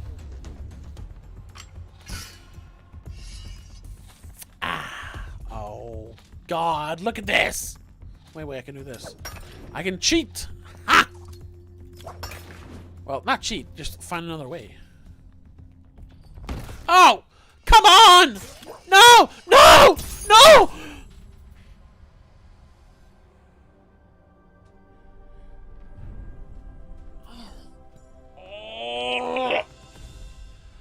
How did that...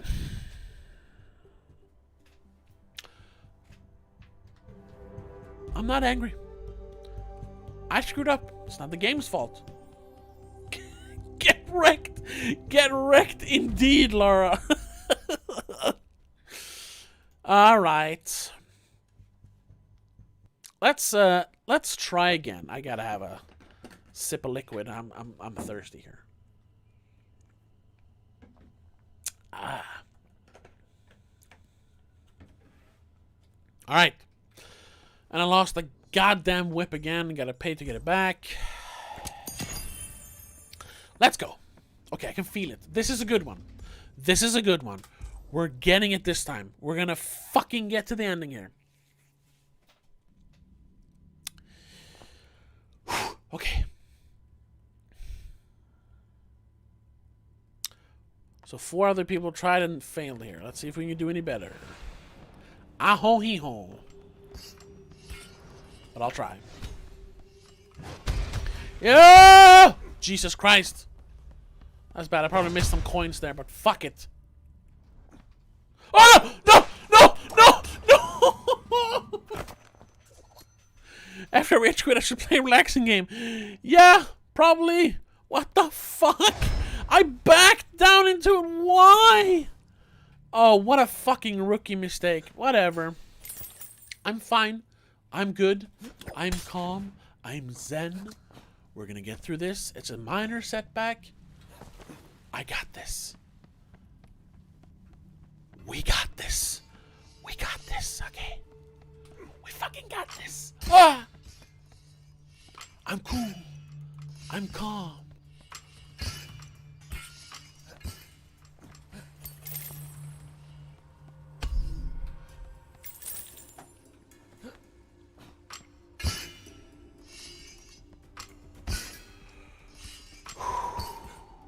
Please, avocado noodles.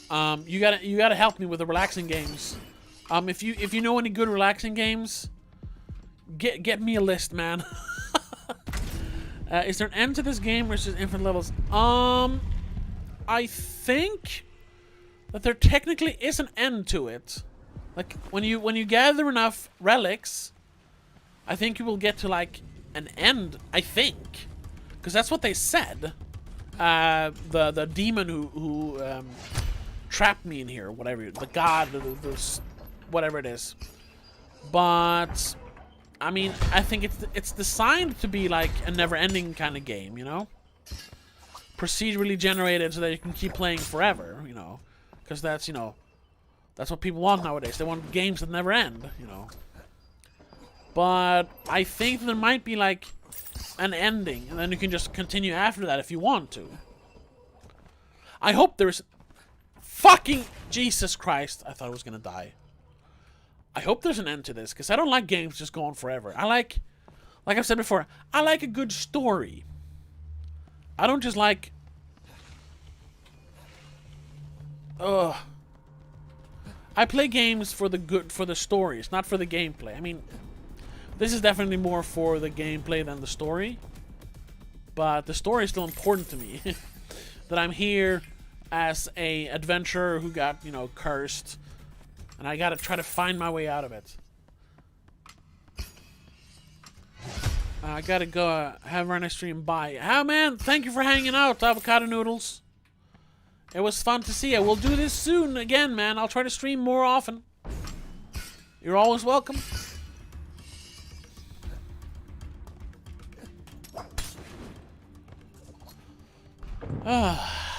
Okay, that was okay. Long whip. I'm not gonna heal yet. Fuck that.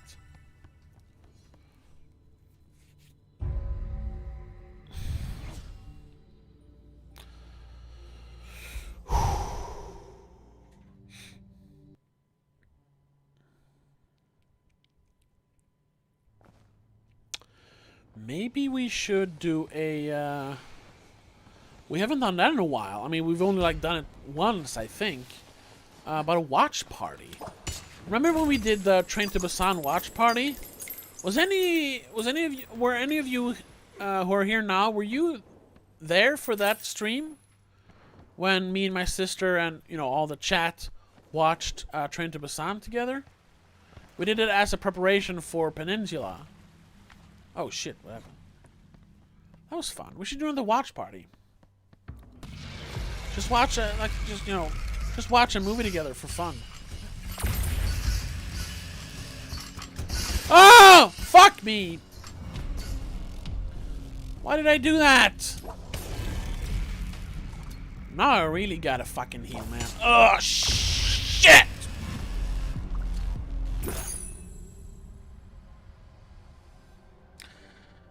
And I die again. Oh, you were in the Train to Busan stream, yeah. Yeah, no, I haven't done any watch parties since then, so that is another thing we could do. Watch a movie together. Soul released. Nothing recovered. Hey, I got my whip back. That's nice. I've never seen that happen. Hey, Avocado Noodles, you're back! Welcome back to the stream, bruh! That was a short absence. Oh, I thought you watched something about a month ago. No, we haven't done a watch party. Oh, we did The Empty Man. Yeah, we did that.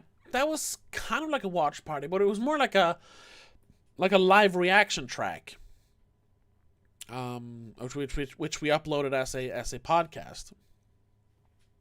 But I guess that was kind of like a watch party. That was a good movie though. You should check that one out. Oh, you had to help your sister. Well, I'm glad you're back. Let's see. So I can just pick this up now? Yeah. No, I couldn't. Okay.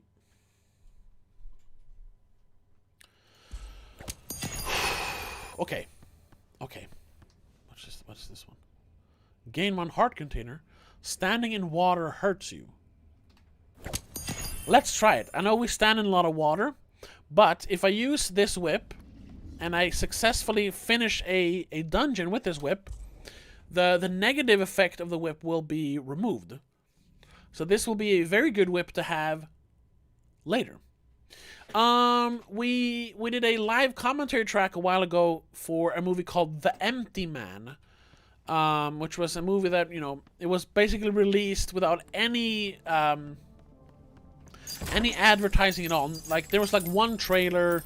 There were no like interviews or any sort of PR made for the movie, because it was released just as Disney bought 20th Century Fox. So they just released it because it was the last movie they had. And it's this weird, like, epic, like, horror. Oh, fuck! Yeah, I was standing in water. I forgot about that.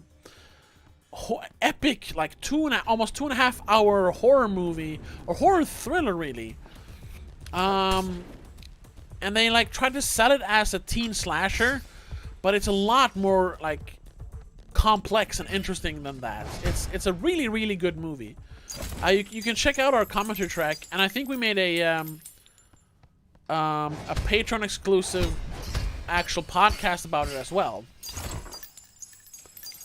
So check that out on Spotify or here on YouTube, where we talk about The Empty Man, because it's a great movie that more people need to watch.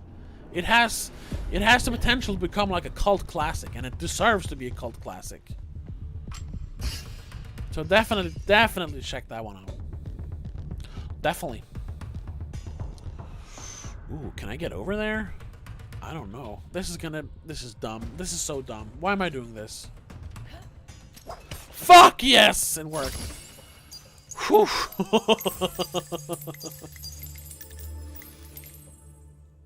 Oh, ice cream.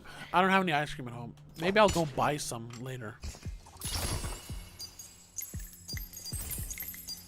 I ate a lot of ice cream during my vacation, but you can never get enough ice cream. Oh shoot!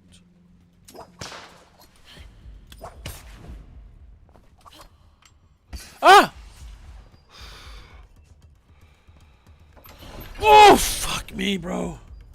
Been saving for a fun show to watch, and that fun show is this stream. Ah! New blessing. Yes. Please give me something good. Double jump!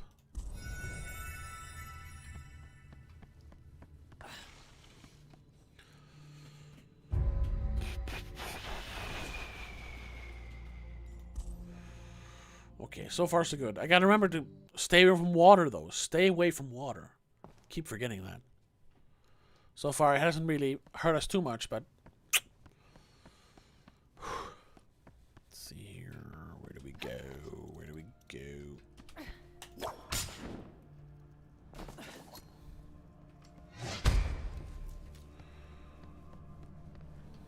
Aha!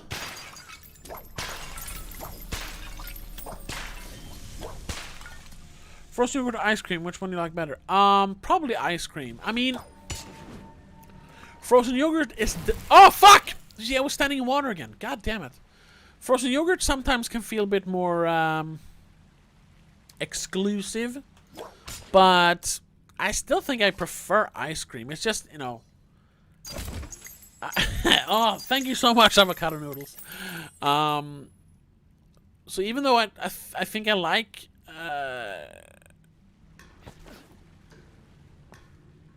what was I saying? That I like frozen yogurt is tastier. I think I prefer ice cream just because it's a nostalgia thing. I've had ice cream all my life, you know. That kind of thing.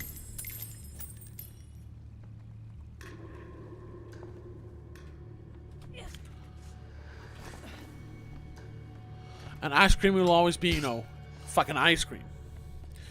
But yeah, frozen yogurt, it can be delectable.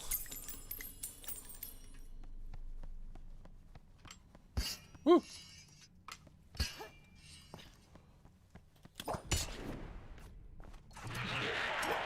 Oh, time to go.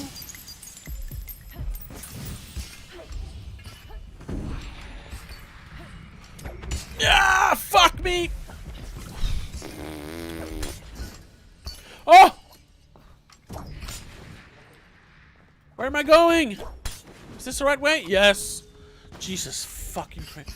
Just a serious views on one. Yeah, the view counter on the live streams is always fucky. But you're here. That's always good. That's why I always, because I can never tell just by watching the view counter. I can never tell how many people are actually watching live. That's why I always say, like, if you're here, please say something in the chat, you know? Because that's also it's a lot more fun to just, you know, actually talk to people live in the chat than just sitting here, you know? So I'm always appreciative when you or Laura or anyone writes in the chat avocado news. Thank you so much for that. That's what makes these streams fun. I could care less about the actual video games. They're fun, but that's not why I do this. I think I've said that before. I'm repeating myself. Bonus heart. Okay. Oh, my hand is starting to hurt. This is not a good keyboard for gaming. It's a budget keyboard. My keyboard broke a while ago. Oh yeah, it's great. Was it the first time you had was it the first time you tried frozen yogurt? Because yeah, then it's a revelation, you know. You're like, whoa, what is this? What is this creamy concoction? Oh, fuck! I mean, I had it the first time when I was like in my teens, I think. So about 15 years ago. Oh, I'm old.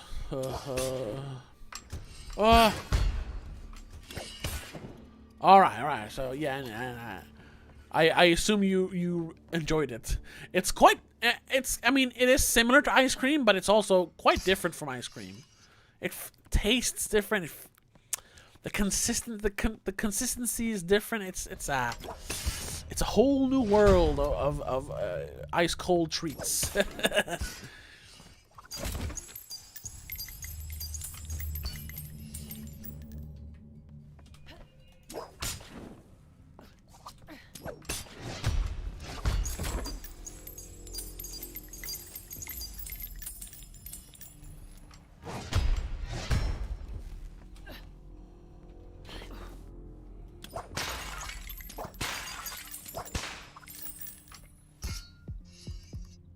Ah, okay.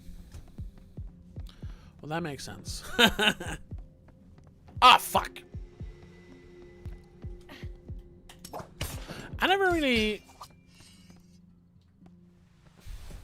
whatever. I'm not going to say it. I was going to be a negative Nelly again and say that, oh, I'm not a big fan of The Good Place. I know a lot of people really love that show. I've only watched a few episodes. It wasn't really my thing. But I do like Ted Danson, so I enjoyed him.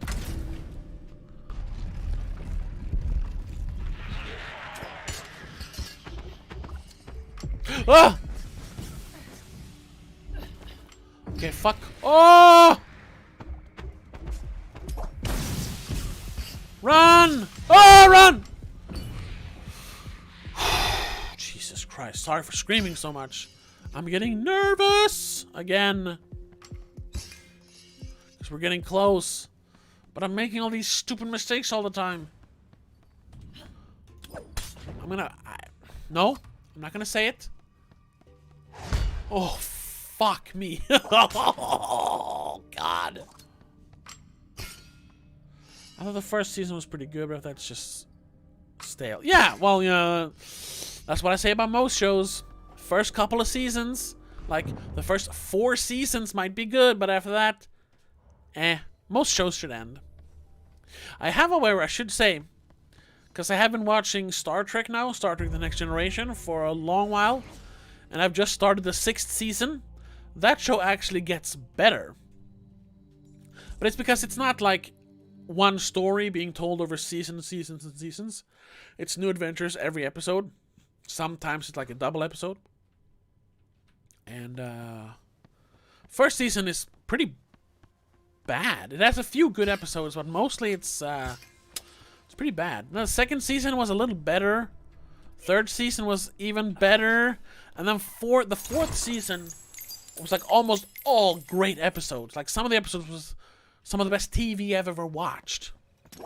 And the 5th season as well had so many great episodes. I was never like a Trekkie before last year, but I started watching Star Trek, and I'm just amazed at how good Star Trek is, for the most part. I know it gets bad, and that's kind of why I'm watching it, so I can get to the bad shows, the new shows, so I can criticize them. That's kind of why I'm watching.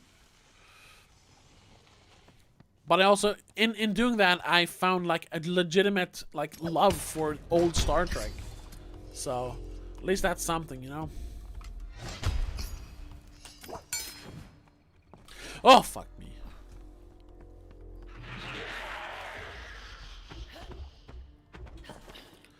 Coins, yes.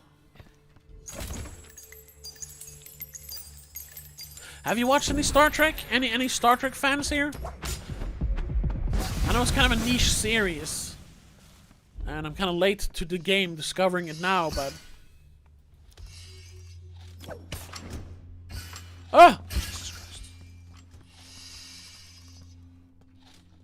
It's really good. I really like it. Oh, I gotta go to dinner, and it's like Walking Dead, the first 3 seasons. Exactly! First 3 seasons, pretty damn good. After that, sucks. Thank you for hanging out, Avocado Noodles. I'll see you maybe later, if we're still streaming, or if not, we'll see you in the next stream. Thanks for hanging out. I like all the Star Treks. Each series brings something good to the stable. Okay, yeah, well, I've watched the original series, and like I said, I'm on the 6th season of The Next Generation, and so far, I love them. I think I love Next Generation even more than the original. I've watched some of Voyager when I was a kid, because it was on TV in Sweden. But I've never watched Deep Space Nine, never watched Enterprise, so I'm looking forward to watching that.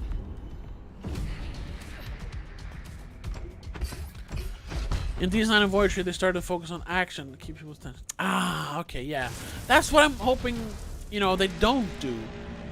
Because even though there is some action, especially in the original series, The Next Generation it's just people talking about morals, politics, ethics, shit like that, and it's so fun to like have those kind of like philosophical ideas being explored in a sci-fi setting. I love it.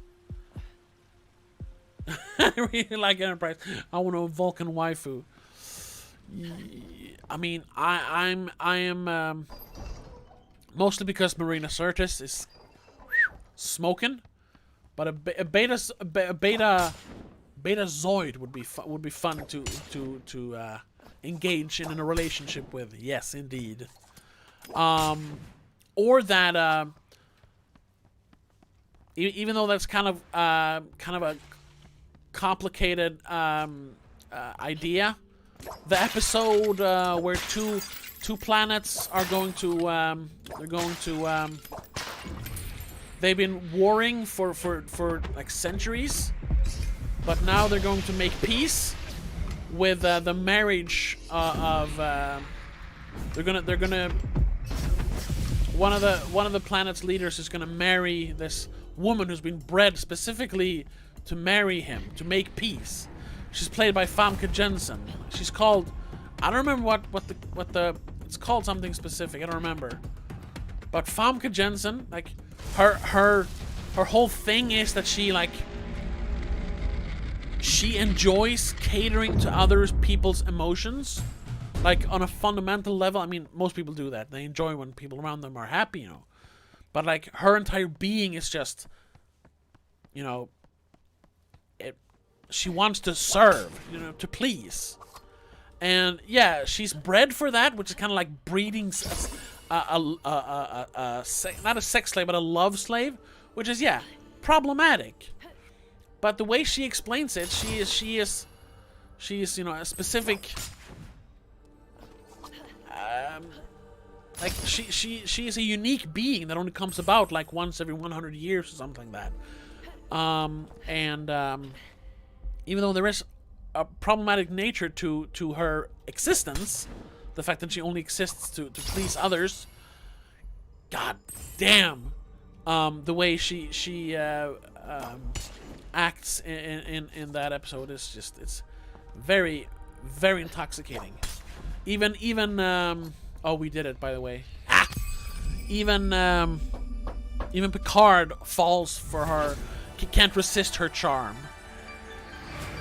And it doesn't hurt that it's Famke Jensen, mid-90s Famke Jensen. I mean, she's aged quite remarkably well. She's still smoking hot, but mid-90s Famke Jensen, that's something different. So that would be nice. I would like that waifu. Ooh, yes, we did it. Now we have 4 heart containers. Other than that, though, I don't know which aliens I like the most. Like, the characters I like the most is definitely Data. Data is the best character in Star Trek: The Next Generation. It's just you know, because I think I've talked about this on the stream. I have a legitimate fear of, you know, the AI overtaking us. Chest contains 50 more coins. Whew. Phantom steel coins. That's not good. I'm afraid of the singularity when AIs take over. So like robots behaving as humans has like always creeped me out. It doesn't matter if it's like iRobot or Star Trek: The Next Generation. It's always just been like really creepy to me. But now that Lieutenant Barclay, oh yeah, Geordi is great as well. Barclay, I liked him in the first episode, but then the second episode just felt like a retread of the first episode he was in. And I felt like they were just making, instead of making him awkward, they made him creepy. I didn't enjoy that, but I still like that character. And Geordi is great too. I like Geordi. How he's so obsessed with his work that when he finally tries to show emotions, it's like, too late. Fuck it. Like with Leah Brahms or the lady he takes to the holodeck date. But yeah, oh yeah, Data. Like the way they have actually spent time developing Data as a character, and of course via sci-fi magic, explaining how he can actually almost become more human because of his positronic brain. And you have episodes like Data's Day, which is season 5, I think, or season 4, or like season 2, Measure of a Man, or the one where he goes on autopilot to go to the planet where Dr. Soong still lives, and Lore is there as well. These episodes that really develop him as a character. And it really like shows like, oh, maybe AIs won't just see us as obstacles and wants to kill us. Maybe there's actually like something good that can come from AIs. And I know Data is like more fantasy than science fiction, but still. Measure of Man. Oh yeah. I mean, Measure of Man. That was like, because up until that point, I was still like, no, Data is creepy. He's an AI. all we need is like one chip to break and he's gonna kill everyone. But then the way they explained it in Measure of Man, it was like, it was eye-opening for me when it comes to the discussion of AI and what it means to be, you know, alive, you know. I mean, you can listen. Just a few months ago, but just a few months before I watched that episode, we did a commentary track for Blade Runner, and we discuss my fear of AI in that. And had we recorded that commentary track after I watched Measure of a Man, my opinion of AIs would be not completely different, but it would be different, you know? Shit. So yeah, if you're a patron, check out the Blade Runner commentary track. If you're not a patron, please subscribe to our Patreon page. Tell your friends about it. We're trying to grow. Yeah, Measure of Man was great. I mean, it went as far. The way they like wrote the dialogue, and Brent Spiner is so good at acting. I mean, I cried. The ending made me cry.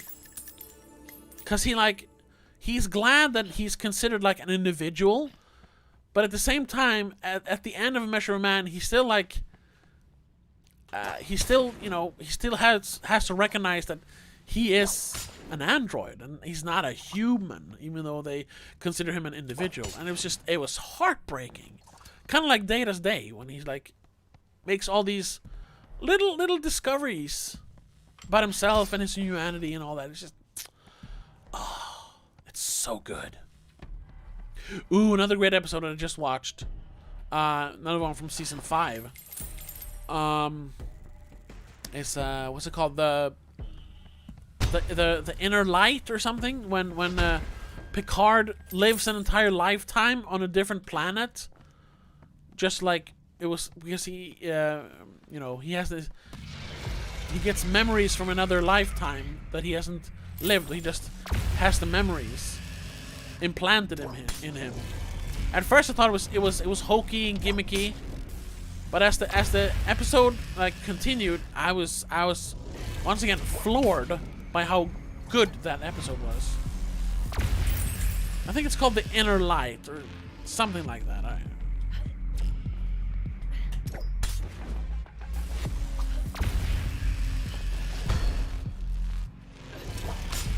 And that's what I mean when I say that. It's just such well-written TV. Oh, really? Well, I'm really looking forward to Deep Space Nine because I've heard Deep Space Nine is really good. I've heard it is more action-oriented, but it's still good Star Trek.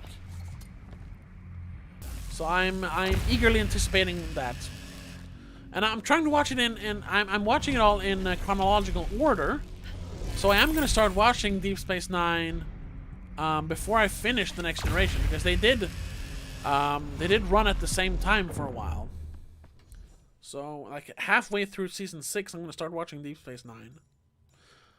I'm also, even though I know they're not that great, I'm looking forward to watching the Next Generation movies.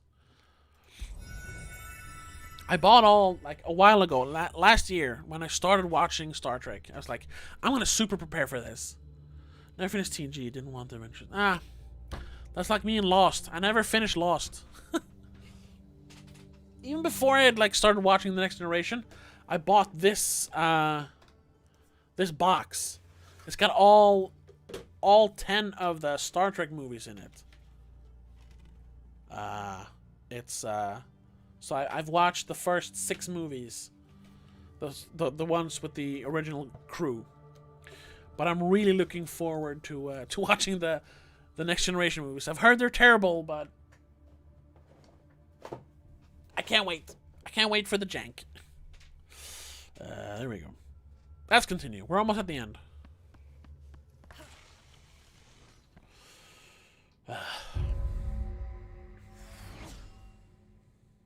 It's kind of funny because like I said, I was never a Star Trek fan before 2020. And what actually made me consider watching Star Trek was a review of Star Trek Picard, which was very very negative. It's the Mr. Plinkett review of of Star Trek Picard. Because in the end of that review, he has like a little montage of all the previous captains, giving like inspirational quotes. I was like, God damn, that's really well made. I should give Star Trek a chance, and then I did.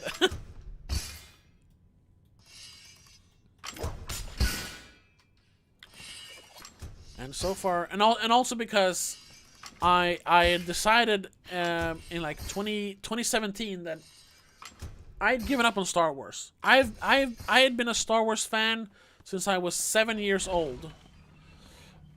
But when I saw The Last Jedi, I was just like, no, Star Wars is over. I'm not gonna say it's dead or it's terrible. No, everything's terrible. But I don't want to watch Star Wars anymore. So for a while there, like between 2017 and 2020, I was like, huh, I don't have that franchise to watch anymore. I don't have my franchise. I saw Nerdrotic point out how the latest series are so different from the past. Yes! That's what I'm feeling too. Because I did watch a few episodes of Discovery, and I watched the first 4 episodes of Picard.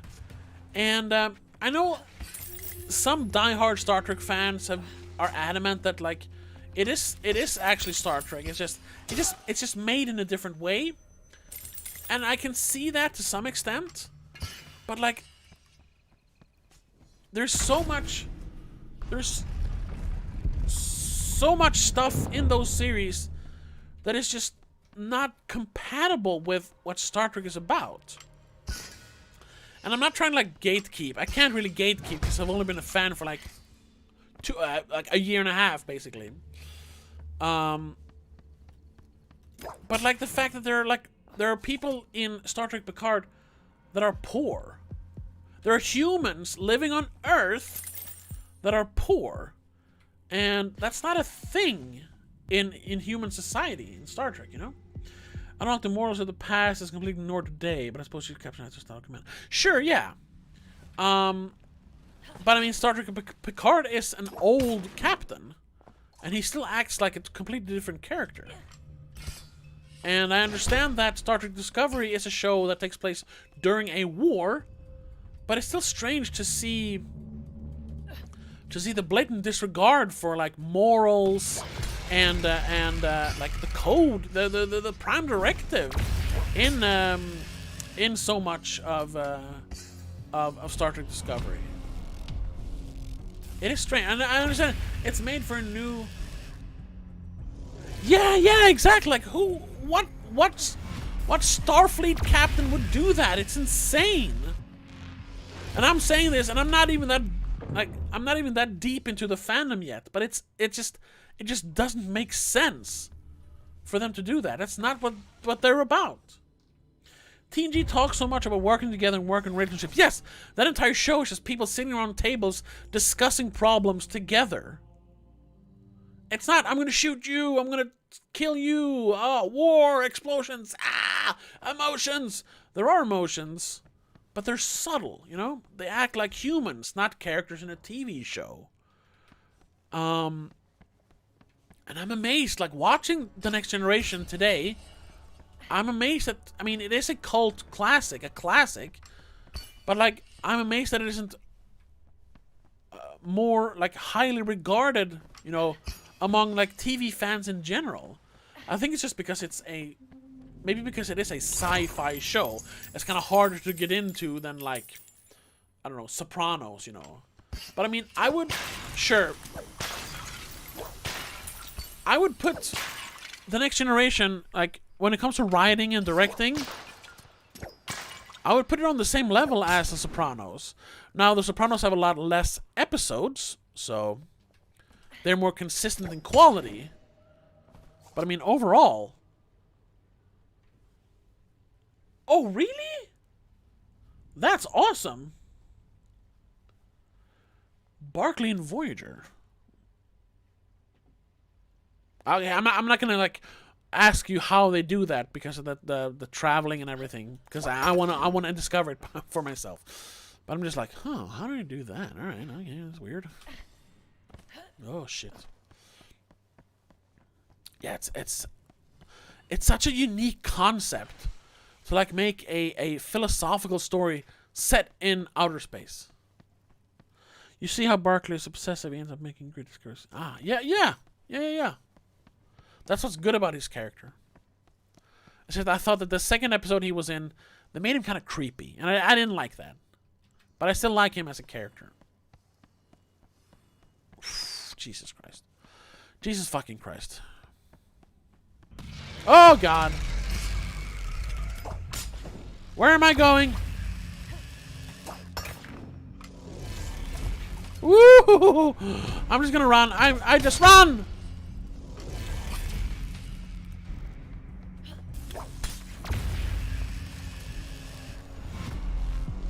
Where am I?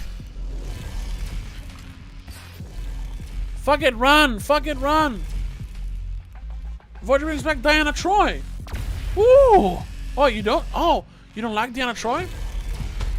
Her character can be a little kooky, because all she does is she says, "I sense the people are sad." Like, yeah, we get it.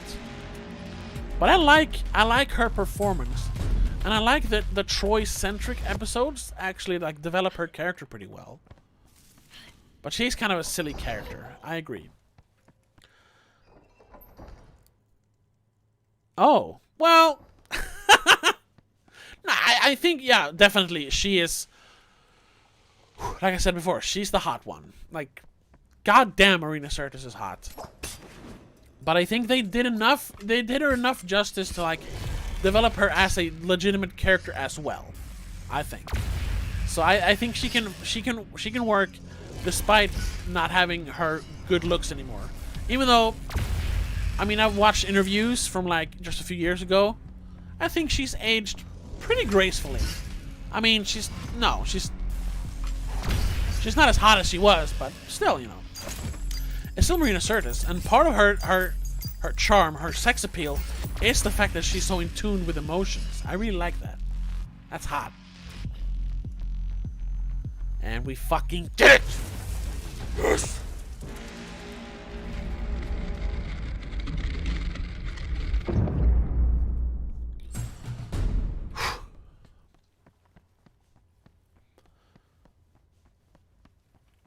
Jerry Ryan from Voyager. Jerry Ryan. Which character is that? I haven't watched that much Voyager. So I don't know who that is. I know who Chakotay is. I know who Tom Paris is, which is technically a character from the Next Generation, but they had to change the name. Scared of AI? How about sleeping with one? Yeah, I wouldn't do that. I wouldn't do that. I mean, that depends on how clever it is, of course. Like an AI. Plays the Borg character. Oh, you mean 7 of 9? She's hot.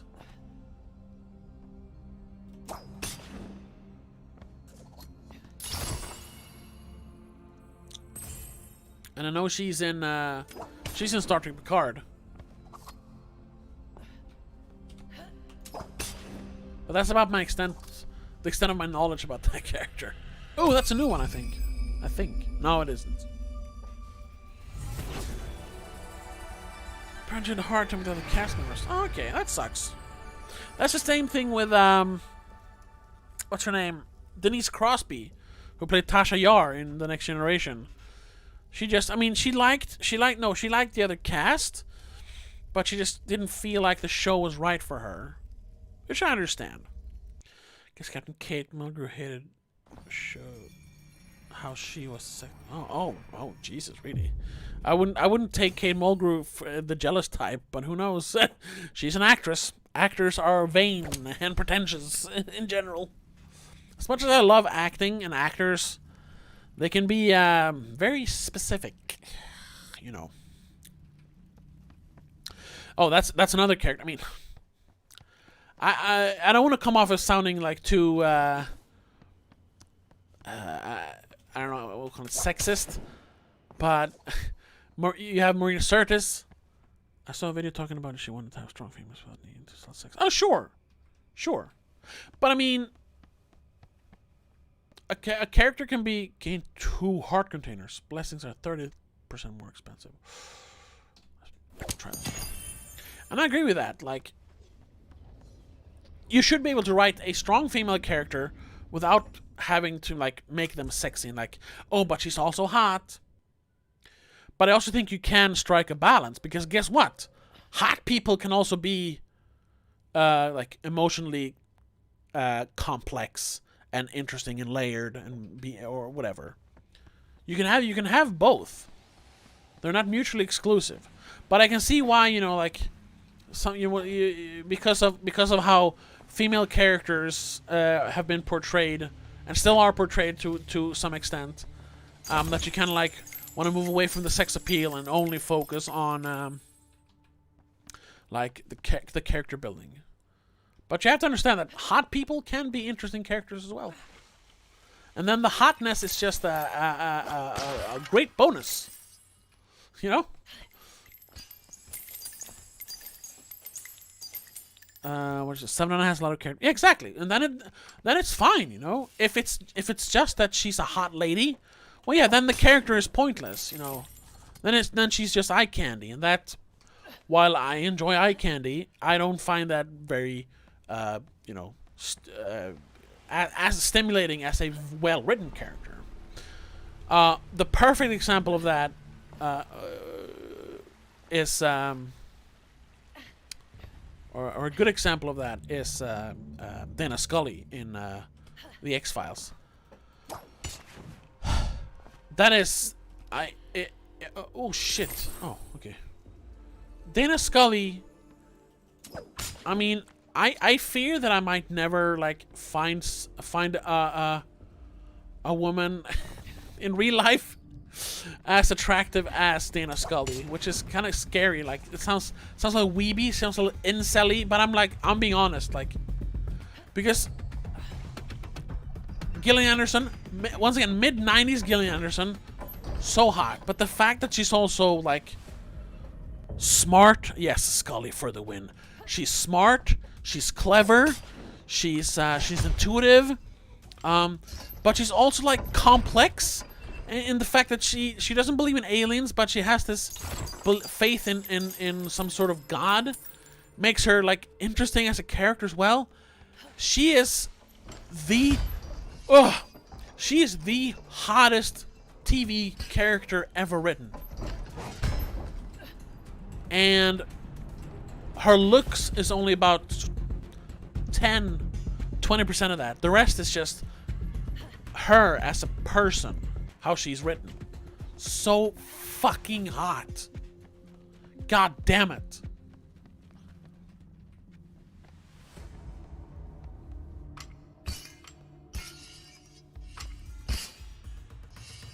Okay, I feel I need to talk about something else than hot female characters. If anyone tunes in and hears this out of context, they're gonna get the wrong ideas. Brainy should have always been the sexy. Cause it's just, I don't know. Sure, like hot people can be fun to look at, but that's it. It's like a fleeting interest. But a person in real life or on TV or in a movie, a character then who's like intellectually stimulating as well. That's the whole package there.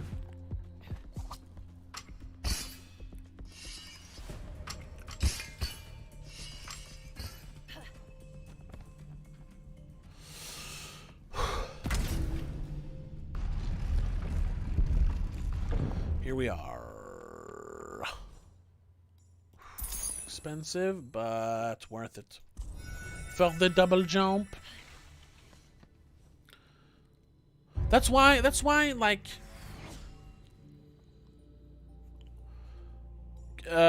actors, we'll continue using actors and characters, because, you know, then we know what we're talking about, and I don't get personal with people in my real life.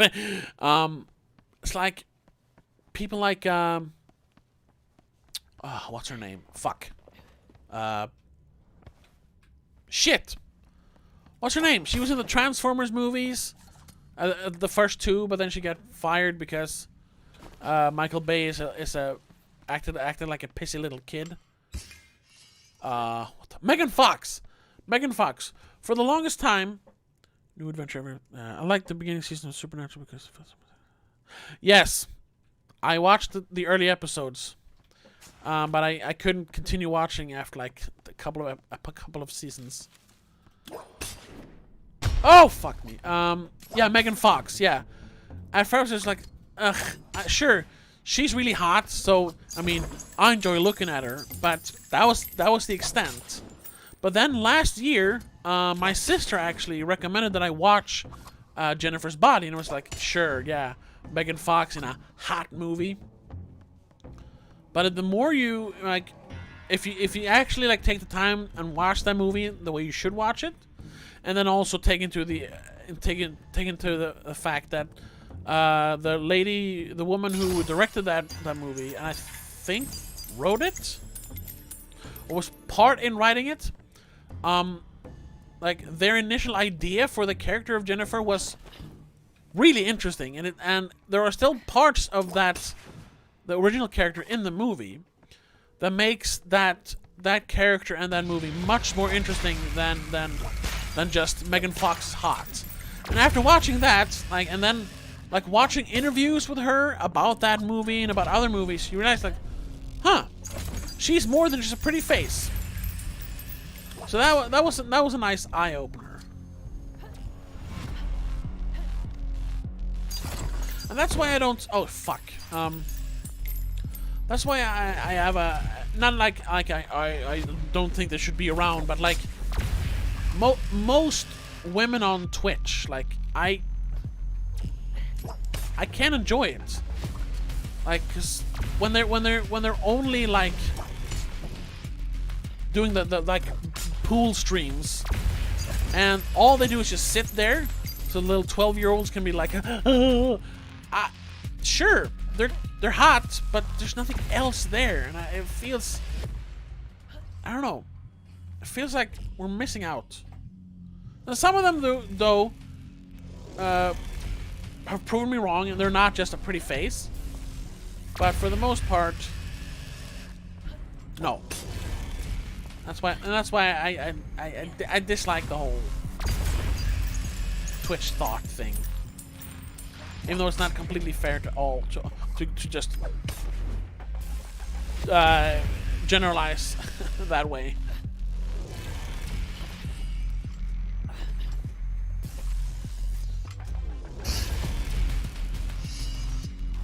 Oh! Fuck! Well, I still have 3 hearts. I should be fine.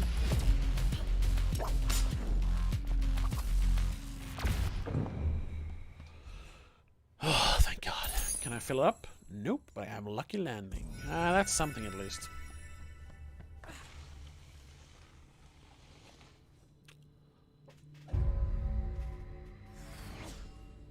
That is a thing, though, that I realized as I get older and watch more movies and TV. Like, characters that you think are just there to be eye candy actually turns out to be have more depth to them. You're like, oh, okay, all right, there's something there.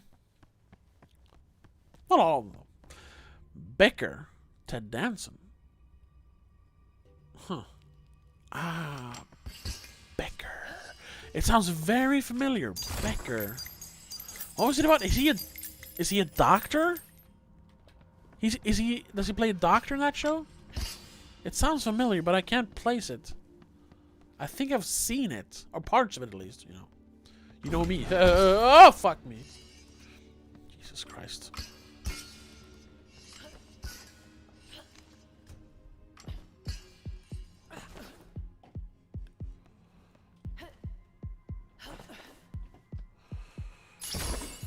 Really cranky doctor in the Bronx. Yeah. I think I've seen some episodes of that. I think they showed like one season here in Sweden. So yeah, I've seen parts of it. An a-hole with a heart of gold. Oh, you mean House? That was another show I really enjoyed. Once again, about 4 seasons of, and then I was just like, no, you're pushing it. This isn't fun anymore. You're just repeating. But the first 4 seasons of House was really good. And Hugh Laurie as House was really good.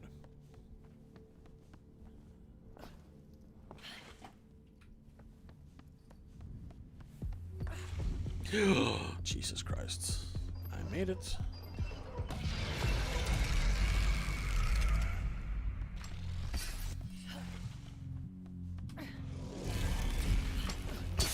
Fuck! Damn it! You rolled the wrong way.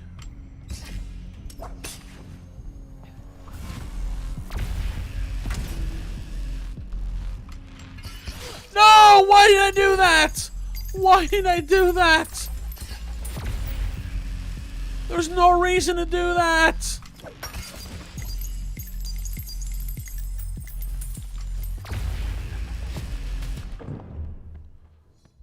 Fuck!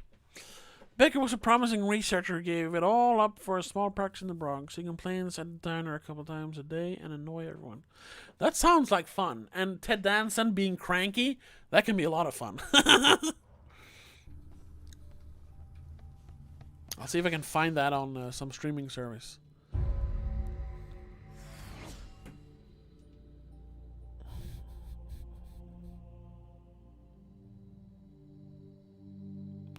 Oh, I gotta, hold on.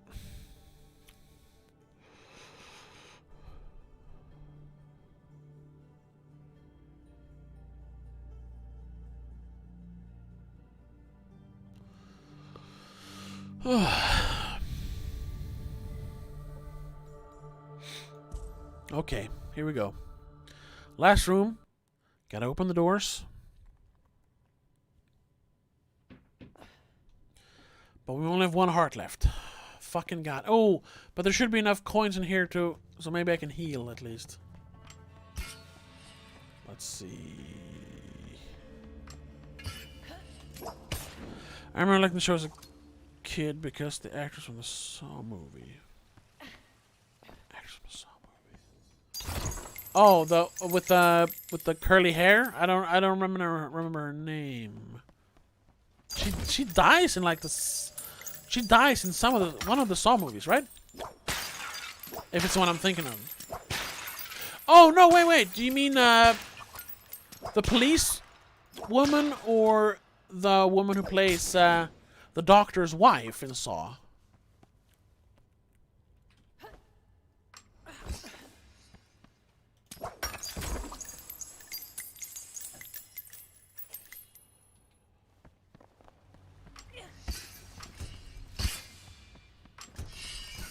Please, let me fill up my health meter here now. Come on. Yes! In the first movie, you have the girl with... Oh, her! Sure. Yeah, I completely forgot about her. What's her name? Amanda? Who, I don't know if you watched the other Saw movies, but she becomes a bad guy.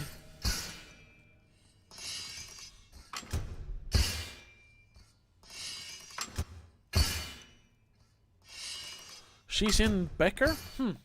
That's cool.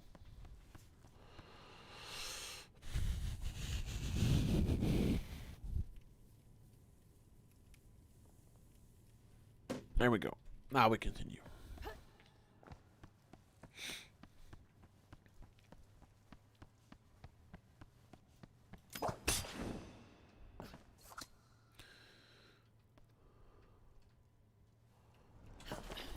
Oh! Yeah, she becomes the Saw dude's accomplice, yeah. And then she dies in the third one, but she might appear in some of the other ones. I don't remember. That's another horror franchise that went on way too long. I mean, sure, the second one is good. It's fine. But I mean, there really shouldn't... I mean, I don't think there was a franchise there because it just becomes derivative of the original movie. Like, oh, we need to explore Jigsaw as a character. No, he's just a catalyst for exploring the morality of the other characters in the movie. No, am I wrong? Jigsaw is not the main character. The victims are.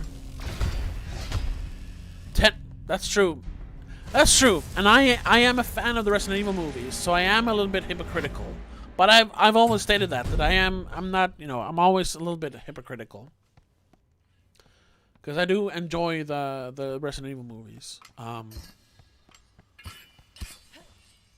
To a certain extent. I don't like all of them. Not even I can defend the fifth one. Or really the sixth one either. Oh, fuck!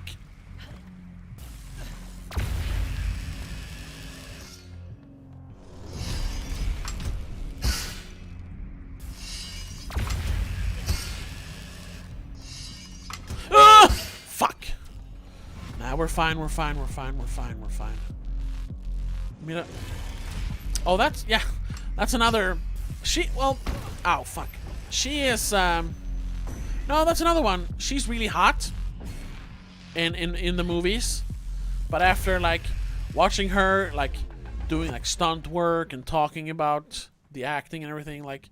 That's like a woman... maybe not, like... It's gonna sound so douchey once again, I'm so sorry. But, like... What I enjoy with her is that she, like... is really...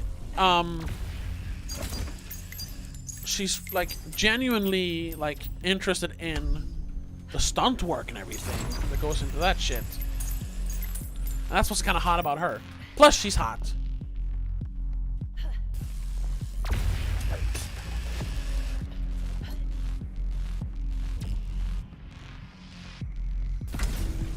Have you seen The Fourth Kind? No, I haven't seen that. I've heard it's kind of bad. But I do like alien abduction movies. So I probably should check that one out. Okay, we have 3 hearts left, and we're in the final chamber. So let's just pick up all the bonus coffins, chests, and let's get the hell out of here.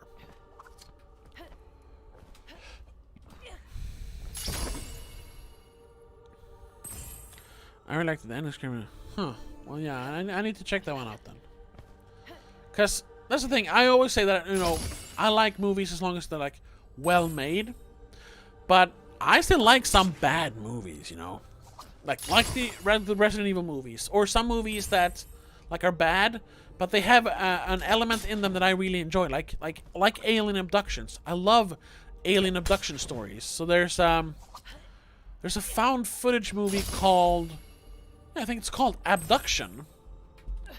About a family that's out camping, and they see some like lights in the sky, and then they get attacked by aliens. And it's actually pretty bad, but the way they do the whole aliens, and you don't really see too much because it's found footage. How they do the abduction scenes, it's really interesting. And all in all, it's a bad movie, but I still enjoyed it. So that's one you should check out if you like The Fourth Kind. I think you should like Abduction. It's from 2010, 12 maybe. I'm not sure, but check it out. It's just called Abduction. I think the cover is just you know, a beam of light and a lady in it, like being abducted. So check that out. Yes, now we have 2 heart containers. Okay. Let's, was that 2 in a row? I think we did 2 in a row there. Can we do 3 in a row? I think after that, though, we'll do something else. Maybe check out some trailers or something. Because I've been playing the game for almost 3 hours. And that's, like I said, that's when I start losing interest. Not because the game is bad, but because, like, I want to do something else. So let's try for one more. If we fail, we fail. But if we get it, that's good, you know.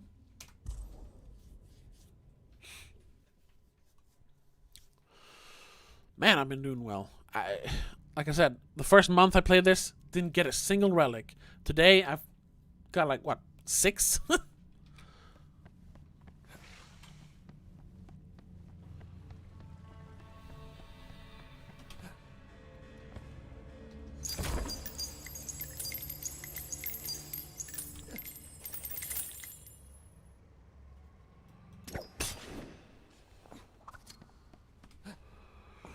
What time is it? 8:30 p.m. Last couple of weeks, been trying Linux. Huh.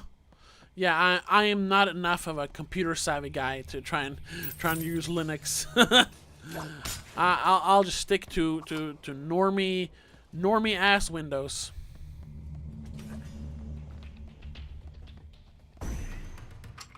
Oh my god!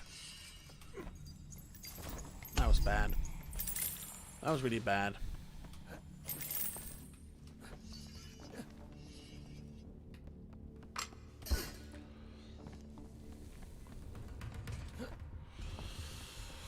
Everything was too inconvenient. Yeah. I have some friends, a friend, who's really like into like Linux, and he uses a Dvorak, what's it called? Keyboard. He's like, oh, it's more efficient. Yeah, but you know,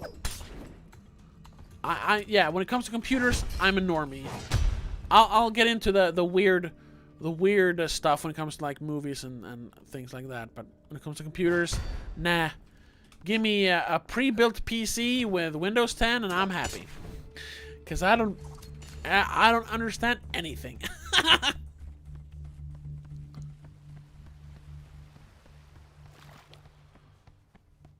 Measure of productivity, huh?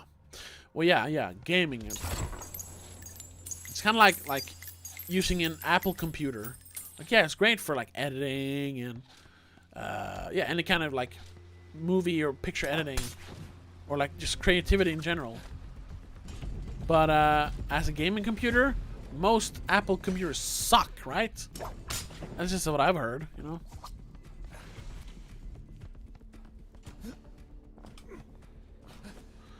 Oh, boom. Yes.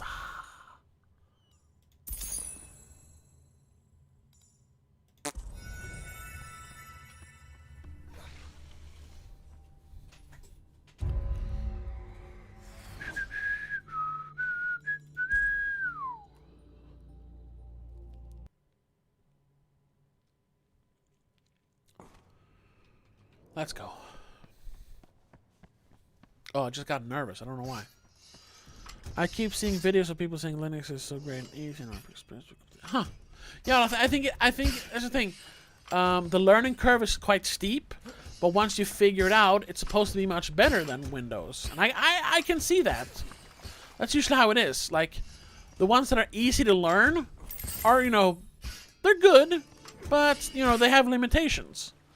But the things that are hard to learn are what you usually find out are, like, the best stuff later. Oh, shit. It's like that with everything. You know, but if but usually it's worth learning it because it is so great for productivity and stuff like that.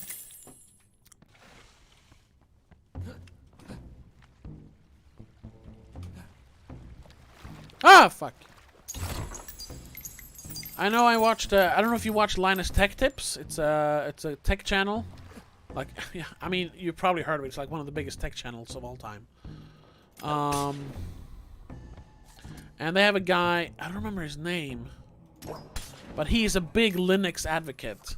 And he's done some videos about Linux that, you know, if you could check out if you want to learn more stuff about Linux. Definitely. Anthony, yes, that's the guy, right? The guy whose hair is kind of thinning, but he's like, nope. I refuse to admit that my hair is thinning. I have long hair. It looks not good. But he's a nice guy. That we shouldn't judge people on their looks too much. Because if we do, I'm fucked.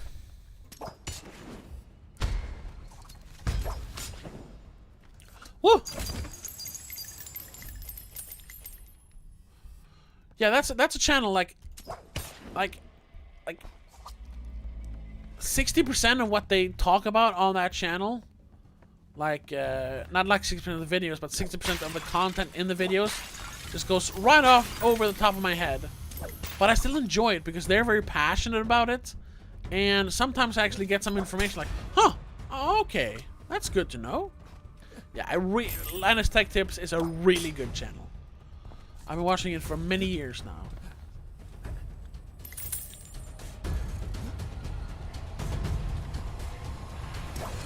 Oh, Jesus Christ in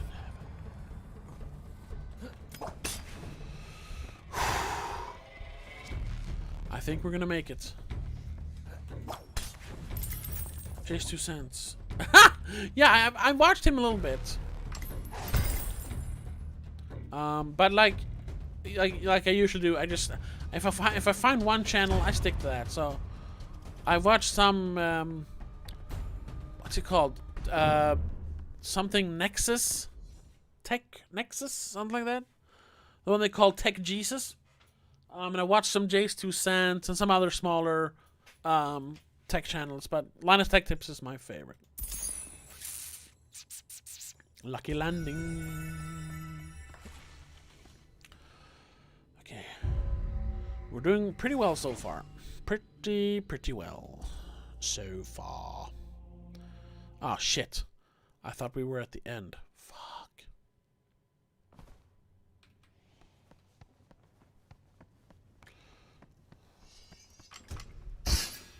Oh, fuck. Ha! Oh, shit. Ha!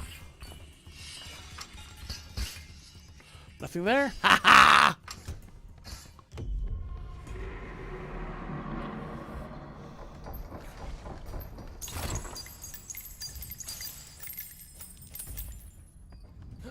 No! Shit. That could have gone really bad. Oh, oh, oh. Where's the... Oh, shit. Here it comes. Fuck, fuck, fuck, fuck, fuck. We got to go, baby. Whoa!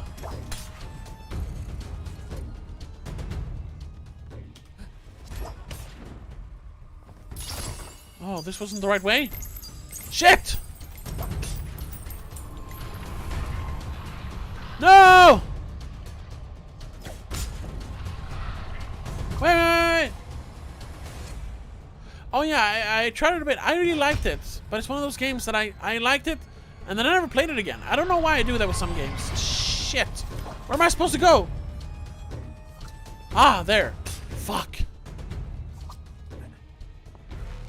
I think I just, you know, I gotta be in the right mood when I play a game, and I just started that because I heard it was good, not because I wanted to play it, and it was good. I enjoyed it, but I need to be in the proper mindset to actually continue playing a game. I know, I'm such a diva when it comes to video games. I'm sorry, but I'll probably try and play that at some point again because it was a lot of fun. I really enjoyed it. I enjoyed the old school Doom aesthetic, or I guess Quake aesthetic, since I'm more of a Quake fan.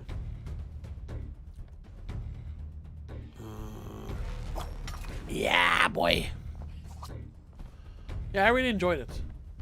I wanna find more boomer shooters. I mean, there are like Ultra Kill and the little older ones like it's called Dusk. You know, I wanna play more of those, but they're a little expensive. Oh, fuck, I gotta move. Fuck this.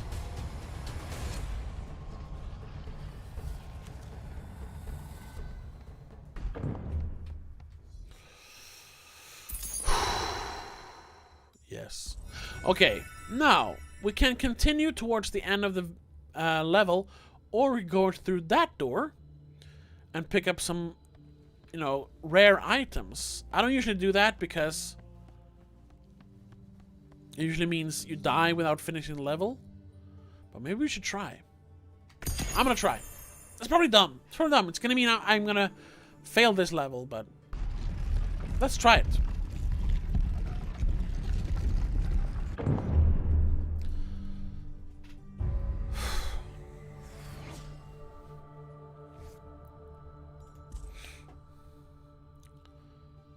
You see, now you have to go another 5 levels to get to the actual finishing line. But I could get some more good loot. That's the thing. It's probably a bad choice. I've only done this once before and I failed, you know. So I didn't get any of the good loot, you know, that I could get. Oh, fuck. Oh, I almost did it again. Gaffeltruck. Is that a Swedish player? Oh, fuck! Well, where's all the good loot?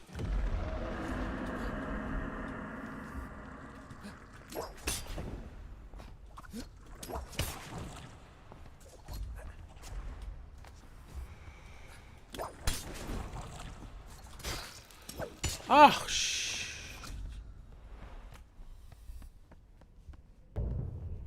Or do we get better loot when we finish the level, or?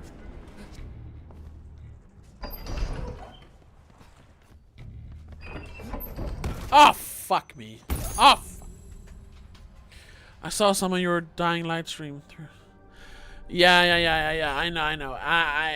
I'm kind of embarrassed over that stream. I acted like a child towards the end and just rage quit the game. And my sister had to finish it on her own. I mean, we were already playing on our own because the co-op game won't let you finish the game in co-op. It was stupid. But I'm sorry I acted like a baby in that one. But at least it got some views. So that's good. Alright, we died. Like I said, we lost the loot. I knew what happened, but, you know, had to try. I think we're gonna end the video game stream here. We'll keep streaming a while, because I want to check out some of the trailers. Let's see here. Let me do this. There we go. We'll go to YouTube. And I'll do one of these. I want to check out that Deep Cover trailer. But just so we don't get copyright stricken, we do this. Let's see. Yeah! So I'll be the big screen and the trailer will be the small screen. That should work. Have you checked your AMC stock? Yes, it crashed. I sold it at $53 per stock, and then it kept rising up to $60. I was like, "Fuck!"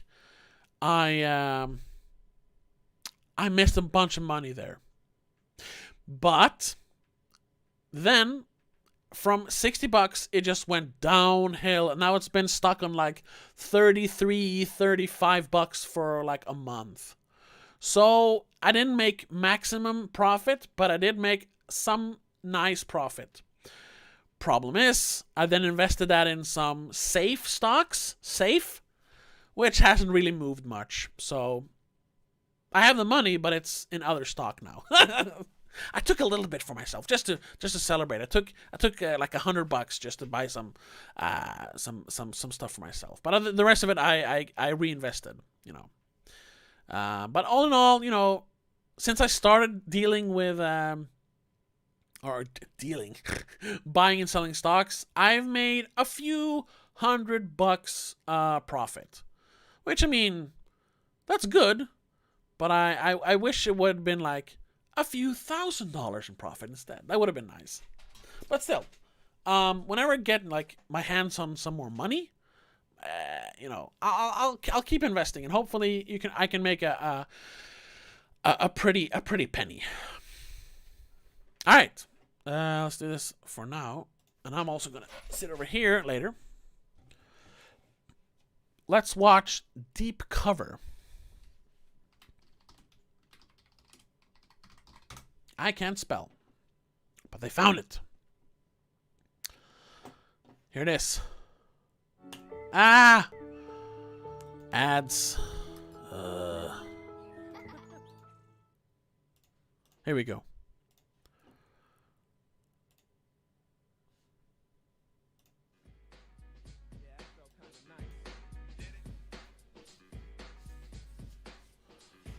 Acclaimed for his role in Boys in the Hood, Larry Fishburne. Larry Fishburne. Oh, there he is! Ooh. You forget how huge and imposing Jeff Goldblum can be. Between catching a criminal and becoming one. Deep cover. Deep cover. Oh, that was a short trailer. Bill Duke. Oh, what? Bill Duke, as in the actor Bill Duke? Oh, let's finish it. I think it's over, but yeah. Ooh, wait. Do they mean Bill Duke, as in the actor Bill Duke? Oh, Doom Patrol. Doom Patrol's pretty good. I can see myself watching that, because I've watched a little bit of it, but not all of it. Let's see here. Deep cover. What is this? Too fun. Boxing movie? Eh. Deep cover. 92. Oh, okay. It's got a pretty good score. Hold on, let me make this a little bit bigger. Bzzz. Or is it better if it's up here, maybe? Bzzz. I don't know. No, that's not good. Bzzz. No, they're gonna complain. Here we go. Bill Duke. It is the actor Bill Duke. Nice. Okay. Fourth contract. Yes. Thank you. I would have forgotten otherwise. But wait. Duke Media Entertainment, led by actor, producer, and writer, humanitarian. Huh? I didn't know that. I just knew him as the guy from Commando, yeah, and Predator, and some other movies. Huh. Well, now I really want to check out. Yeah, Bill Duke directed it. Yeah. Now I really want to check out Deep Cover. I don't have a pen. I'll write it in my phone. Hold on. Let's see here. Bill Duke. I'll write it here. Message.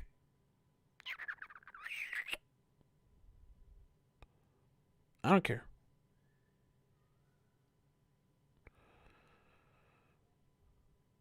Deep cover. 1992. There we go. So don't forget it. Oh yeah, fourth kind. The fourth kind trailer.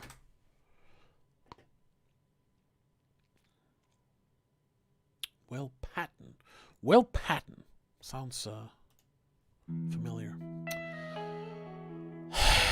Locket. Början på något stort. Goddamn. There we go.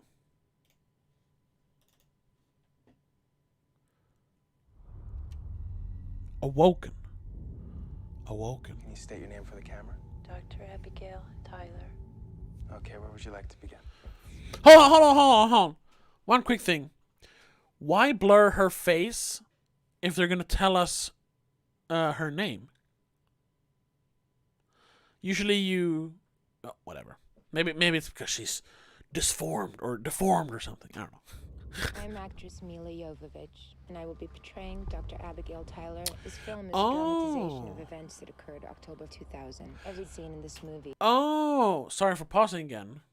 It's not blurred in the movie. Oh, okay. It's one of those movies. So it's like it's a movie within a movie. There's another... not really, but kind of like Tropic Thunder. But that's fun, like, because that makes it feel more authentic. Like, they're telling us it's a movie, but based on true events. That's a fun concept. Doesn't always work, but is supported by archive footage, some of what you're about to see. was extremely disturbing.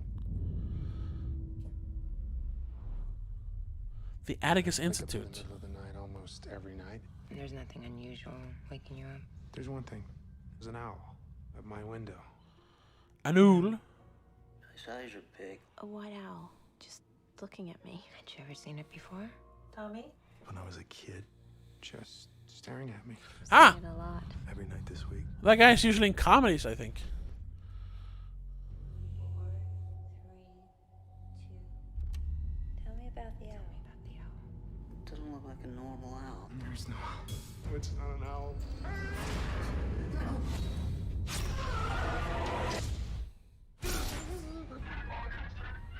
That voice is speaking Sumerian, the oldest language in human history. You can go into any Sumerian exhibit and see etchings and sculptures of men in spacesuits and oxygen masks. Rockets that look like Apollo. That's true. Even abduction theories. Alien abductions, do you? Oh, he's good. I don't remember his name, but I like him. Fear in his eyes than I've ever seen in my life. What's wrong?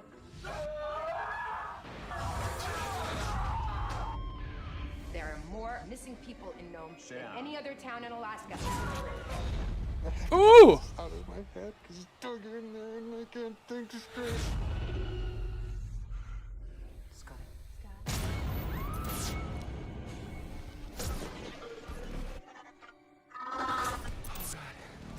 We gotta send backup now. What'd you see? You were there. I can't explain it. Someone or something came into my room. And it took me away. Ugh. Yeah, the trailer was pretty scary. I've heard that it's not a great movie, but I gotta say that stupid ads. That trailer, I'm sold. I want to watch it. The Atticus Institute. Cause like I said, I like abduction stories. That one seemed fun. The Atticus Institute. Is that a movie? The Atticus Institute Day. Yes, it is. It's a Netflix thing? No. The Atticus Institute is more about... it's the one you talked about. The woman who's in a coma. And the experimental procedure is to possess her with a demon. That sounds like a terrible idea, but I see the idea, but I would never actually do it. Okay, let's watch it. What I'd like you to try to do. Oh, that's is the move Awoken. wheel without Oh, sorry. actually touching it. Sorry. Try to concentrate your mind. Focus your thoughts. Ay.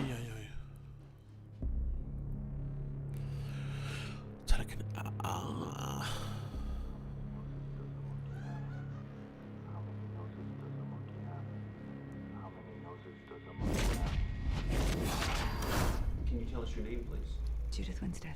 And when did you first realize I recognize you had her. certain abilities? You're bleeding. My God. Did you bite yourself? Why? By this point, we'd researched hundreds of cases. Judith was different, though. Can you please stop that? Can you Judith? please stop that, please? We'd really like to continue.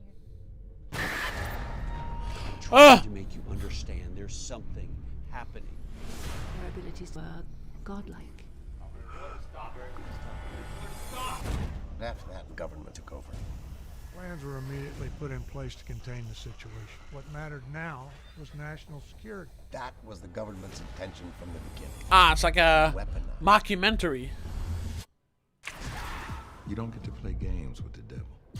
And if you do, you damn sure don't get to make the rules.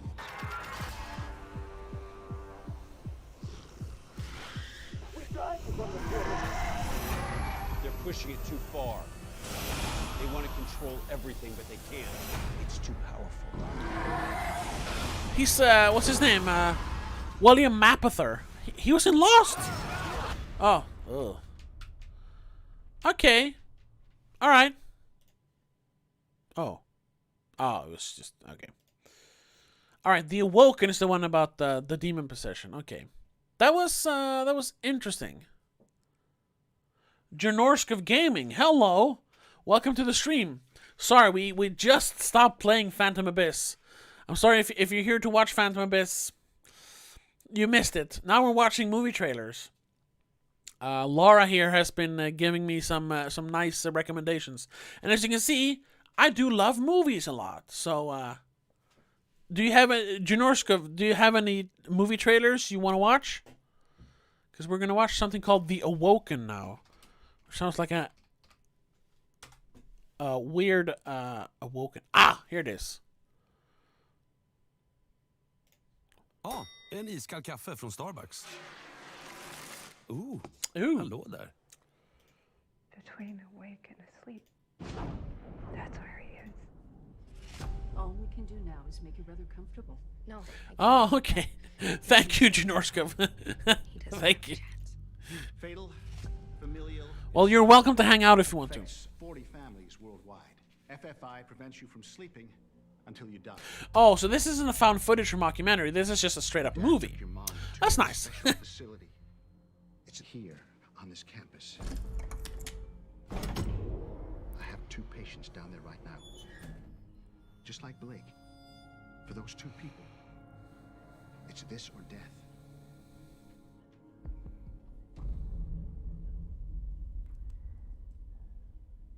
Boom! I knew it. Carlo, I was watching the whole time. I didn't see any of that. You need to get some rest. Uh-oh.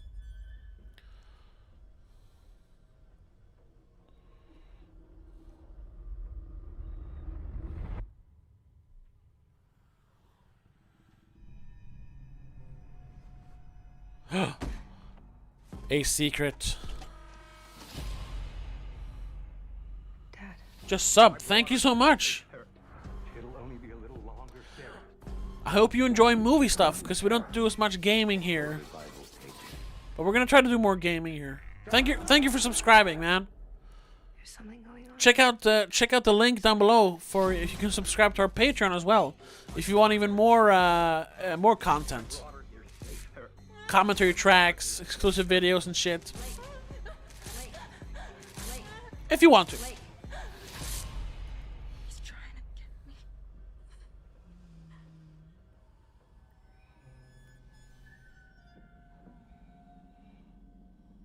Uh-oh. She gonna hang herself? Who?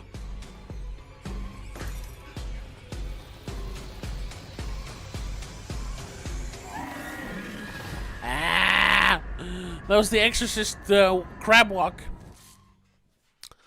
Yeah, that looked I'm gonna be honest.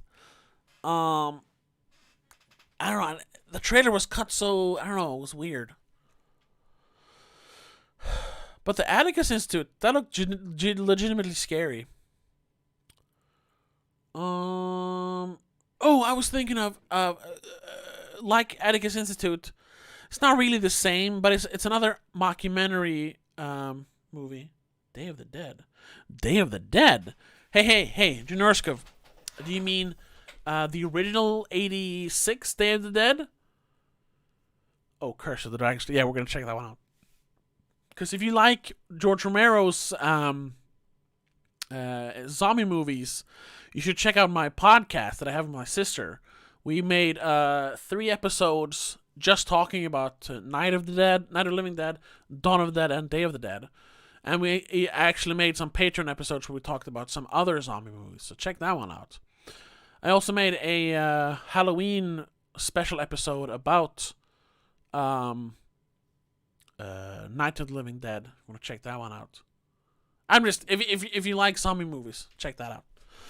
Right, I was gonna show you before we watch Curse of the Dragon Slayer. I'm gonna show you a trailer for a mockumentary that came out in 2012, I think. I think it's just called Conspiracy. That's really good. It's not really a scary movie. It's not a horror movie. It's more of a thriller, but it's really cool. I think it's this one. Yeah, The Conspiracy. 2013. Ah, sure. 1,000 years I've walked these same lands, heard the same songs on the same... Shut up.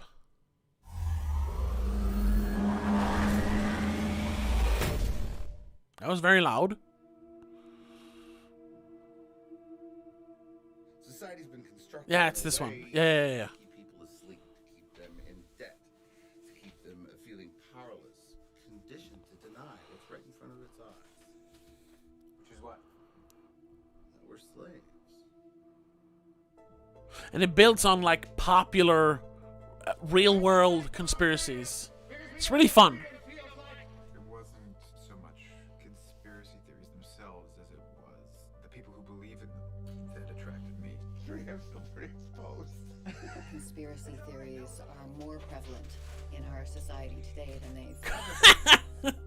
Hey man, I like the first Kung Fu Panda. Just saying. Really crazy. They could be so delusional.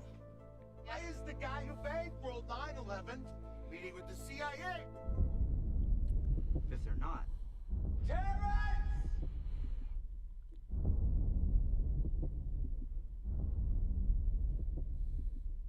People don't just disappear. Well, they do. Dates here, and he's The knowing. Yes, the knowing. The Fed, World War I, 9/11. It's all about this thing called the Tarsus Club, which is like a retreat for politicians, for corporate leaders, people like. That's what the dates are. That's what Terrence was looking into. Very real and tangible shit. Basically the Bilderberg Group, but they're calling it something else. Foreign policy coincided with these retreats. Camera now, please. Has anyone ever tried to infiltrate one of these meetings? You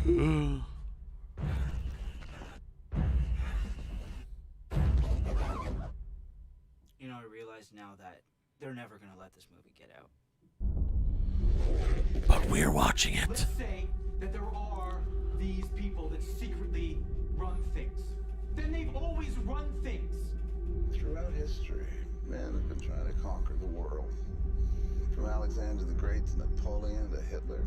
If anyone thinks this time we live in is any different, I'd ask them.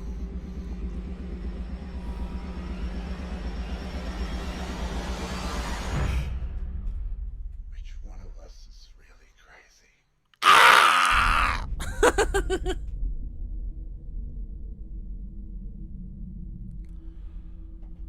It's pretty good, actually. It's pretty good. The Bay. Alright, Curse of the Dragon Slayer. We gonna watch Curse of the Dragon Slayer. Nope. Curse of the Dragon Slayer. I can't spell, but they found it anyway. Is it this one? 2014? Ooh, it's a Kickstarter movie. Ah, yes. Then it's gonna be, it's gonna be. Bloodshed, a vicious orc fugitive. Oh, what? Oh, alright.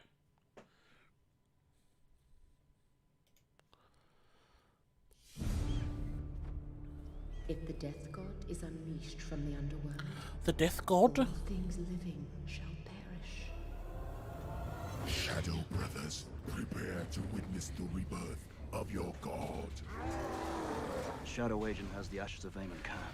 Hey, Thunder, welcome to the stream. When they are mixed together, We're watching movie trailers. of God the Zul, Lord of the Please, if there's any trailers you want to watch, just type it in the chat and we'll watch it. across the land, the ranks swelling with the corpses they reanimate. Then they will be unstoppable. That sounds bad. We have to kill them. Oh.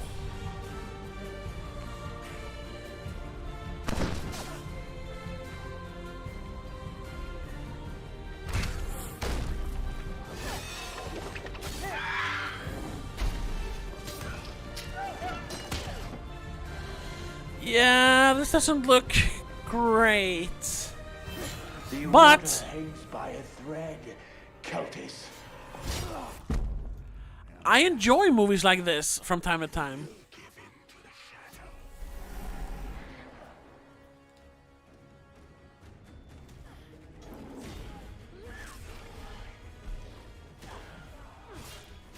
What? You can't hear?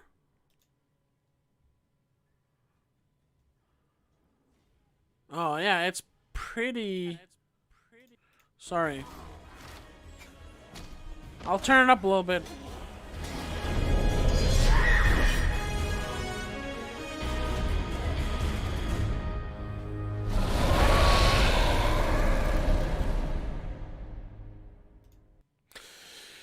Yeah, that looked pretty janky. But like I was gonna say, I had like a short period about 2 years ago, yeah, where I was just got really into like fantasy movies because I wanted to figure out like why are there so few good, why are there so few fantasy movies, and why are so few of them actually good? It's kind of quiet from me. But I turn up the... Oh, sorry. Okay.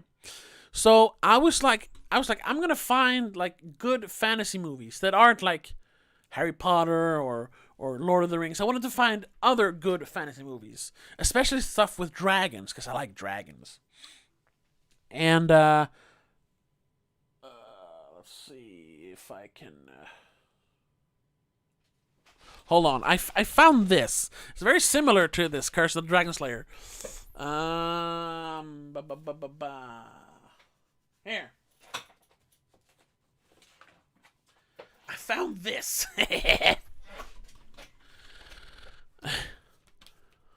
Mythica. This is 5 movies made between like 20 I think they made like 1 or 2 each year, like 2015, 2016. No, that's not true. Hold on. They started in 2014, made 1 and 2. Then 2015 they made the 3rd one, and then also 2016 they made the 4th one and the 5th one.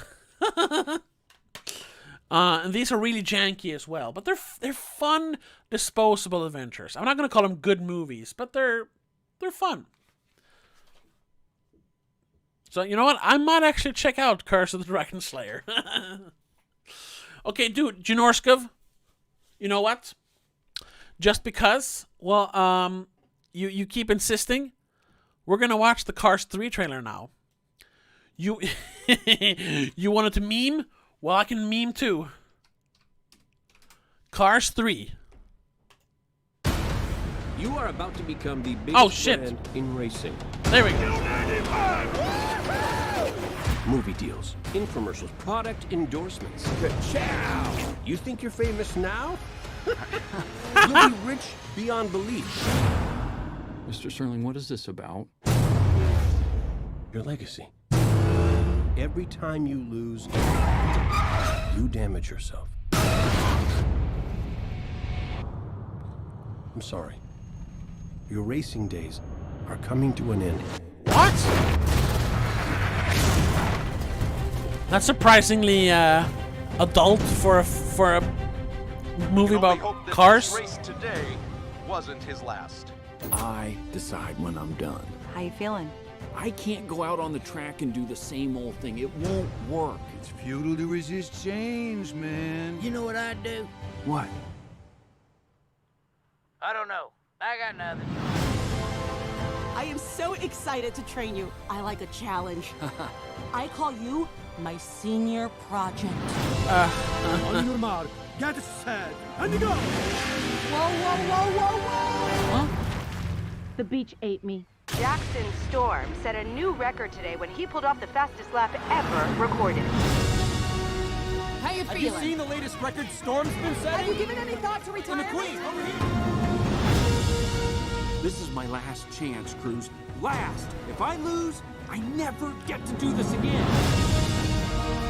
Don't fear failure. Be afraid of not having the chance. You have the chance. This reminds me of Rocky 6. Flying through the air. You seemed so fearless. I wish I knew what that felt like.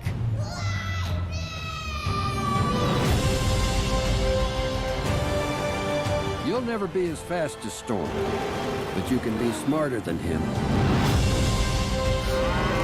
The racing is the reward, not the stuff. Storm's chances of winning are 95.2%. Go, McQueen!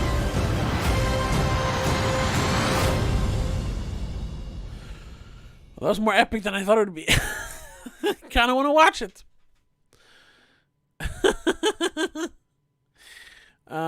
Let's check out. The Knowing. Let's see if if it's the one I'm thinking of. I think it's just called Knowing. Knowing trailer. Let's write Nicolas Cage just to be sure. Nicolas Cage. Knowing. Huh. Well, that looks very different from that. Let's watch this one.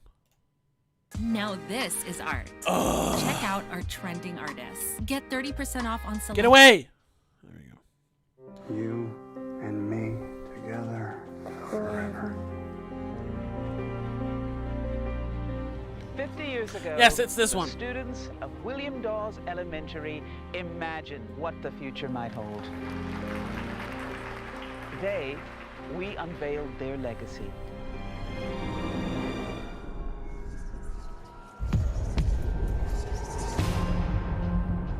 Is this the one you were talking about, Laura?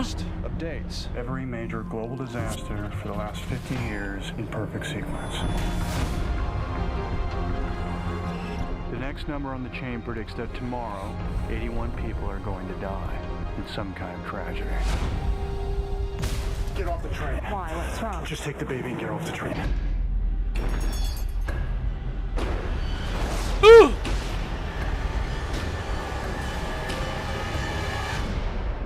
Estimates put the presumed dead at 81. Came true. It's not coincidence. All right, it's Alex Proyas. Why won't you tell me what's going on? Ooh, and Rose Byrne plays the mother. The Whisperer people. The numbers are a warning. They're a warning to everyone. That's another very beautiful lady. This is an emergency. Yeah, it's an apocalypse movie. Yeah. I watched this in 2015. My sister was living in London at the time. She was going to school in London for like a year or something, like studying abroad. And I was there during the summer for like a week, just visiting her. I was staying in a hostel, but we hung out. She was working because she had like work experience that week, but I hung out with her for the most part. And then one night we instead of just going to like we went to see a musical. We saw the Book of Mormon, amazing musical, and I'm not even a musical fan.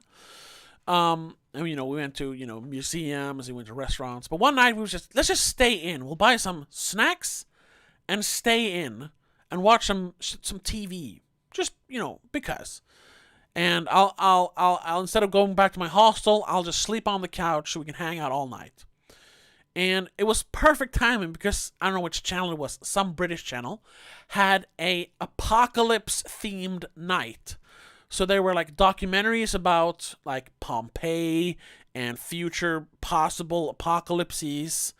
And they finished off at like 10 p.m. or something. They showed this movie. So all we did was watch apocalypse stuff, and we ended the night with this movie. It was perfect. It was so much fun. That was fun. If I watch anime, not really. I've watched some anime, some classic, the regular stuff, Akira, Spirited Away, stuff like that. I've watched some of Berserk. I like that, but that's about it. The Witcher 3, Killing Monsters. I think I've seen that one. Let's finish this one. Are we gonna die? I will never let that happen, Caleb. Do you hear me? Never.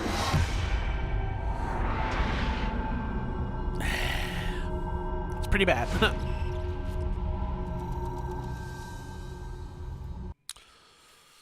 Let's see. The Witcher 3, Killing Monsters.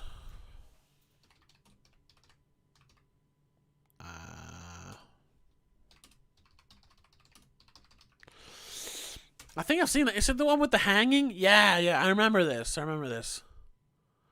Yeah, the trailers for this game is amazing.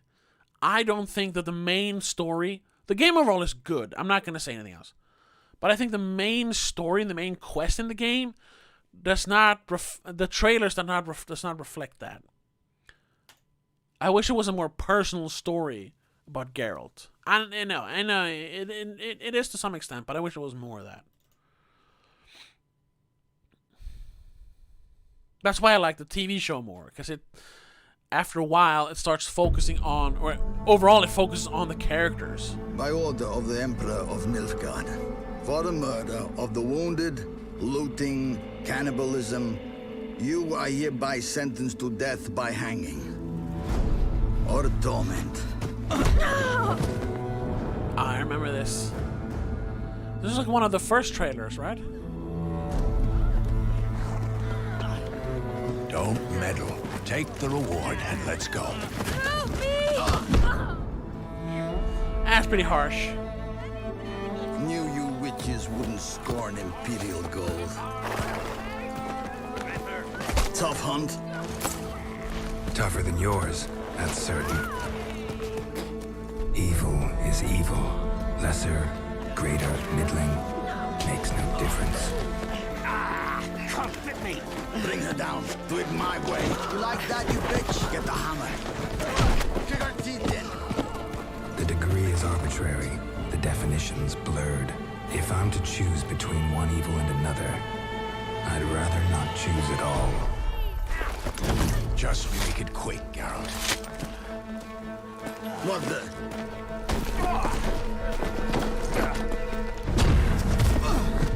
Close your eyes. Hit him.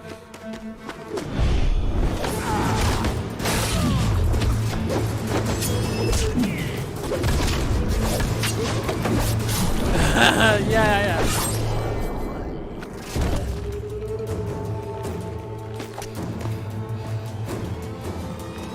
What are you doing?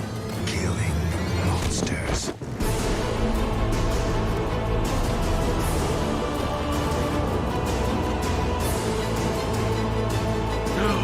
Oh, yes! Do you mean, Enslaved? Journey to the West? That is legit one of my favorite games of all time. Because I was gonna say, yeah, if game devs made a movie, it could be good, but I got this is me being pretentious again. Most games, when it comes to like story and dialogue, are not very well written. They're okay, but you know, most of them aren't as well written as like movies or books. That's just what I think. There are some, like the first Last of Us is very, very well written. Uncharted 3 and 4 is pretty well written. Alan Wake has some good writing. But like even games that I like love, like some of my all-time, like the Metal Gear games, they're not well written. It's different. Like there's a lot of writing there, a lot of characters, a lot of exposition, a lot of like ideas going around. But it's a lot of writing does not equate to good writing. If that makes any sense. Like I recently finally finished Red Dead Redemption 2, which I am making a video about. And it's a good game, but it's not as well written as people say. What it is that it's dense. There's like 300,000 lines of dialogue or something, and all the characters have their own little like life patterns basically. And there's a lot of characters with a lot of information, but it's not particularly well written.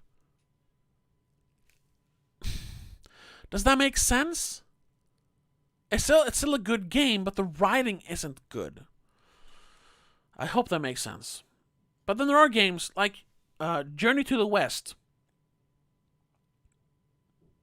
Oh, can't be. Oh, okay, because there's a game. Hold on. Have you ever heard of this game? Let me show you here. Enslaved. Here. Oh, it's called Odyssey to the West. This game. Review. Oh, here's a trailer. The writing for games is definitely different. Yes, exactly. And that's why the writing can't be as it can't be as complex as in a movie because it has to pander or placate to the player. And I'm not saying it's worse because of it, but you know, Jornoskov, we're gonna check out Shang-Chi in just a second, but I gotta ask once again, Laura, have you checked out this game? Because it's based on the Journey to the West story. This game is well written. It's a character study of the two characters that you see here, Monkey and she's called like Cypher or something. It's well written, a well written story and well written characters, and that's because it's not like a huge open world RPG. It's just a story driven like game. You know what? We'll check out the trailer.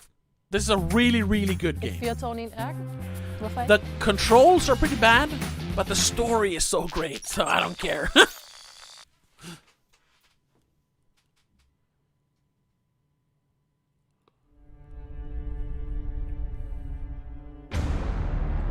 Oh, shit!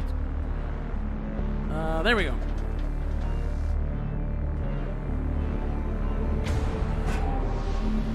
The slavers come from the west. So that's where we're going. I want to find out who did this. And then I'm gonna kill him.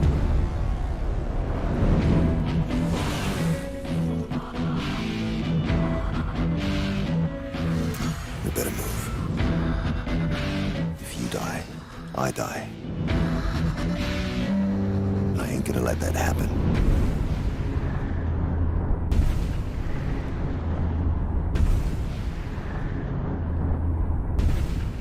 What the hell is that? Follow me. It'll be dangerous, maybe even suicide. I'll deal with it. I am gonna finish this. Oh yeah, and the guy, Monkey or whatever his name is voiced, and I think the motion capture is by Andy Serkis. But see, this is basically like an interactive movie, so then the writing can be a little more strict, which makes it better. Everything wrong. Hey, look, there's our stream. That's good. Right. Let's check out the Shang-Chi trailer. I gotta say, Janorskov, don't wanna poo-poo on your choice here, but I'm not the biggest fan of the Marvel movies. You can check out my channel for that. I have a lot of videos and live streams where I talk about what I really think of the Marvel movies as a whole. But we'll check it out, because I haven't seen the latest one. This is a month ago. This is a week ago. Which one should we do? This is the latest one, right? So we should check that one out. It's from IGN, so that should be the right one. Let's do that one. No?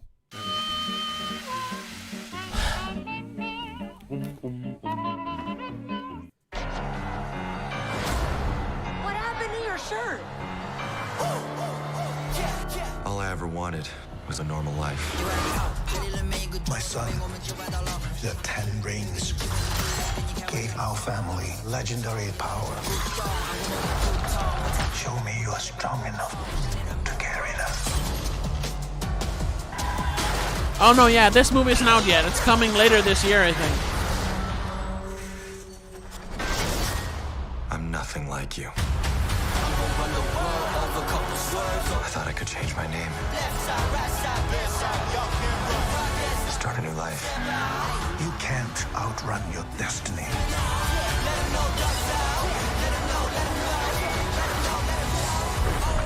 I'm not afraid of you.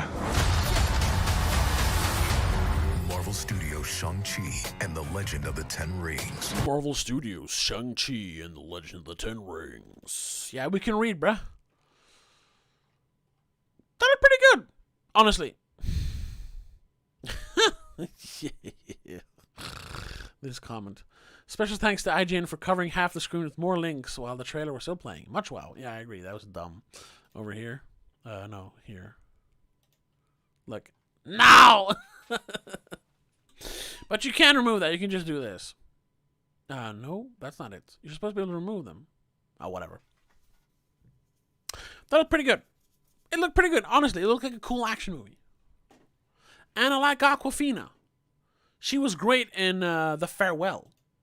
More of a drama movie, but she was really good in it. She was really good in it. What else? Journey to the West. We didn't check that one out. So I showed you Odyssey to the West. Let's check out Journey to the West. I think I know which one that is. I think I know which version you're thinking of. To the West. From 2014.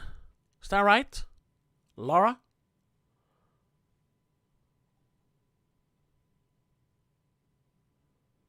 Alright, they're making another game based on that. Paw Patrol. Hell no, Janorskov, we're not watching Paw Patrol trailer. No, that's where I draw the line, bro. Giant fish. Giant fish? Is it this one? I think it's this one.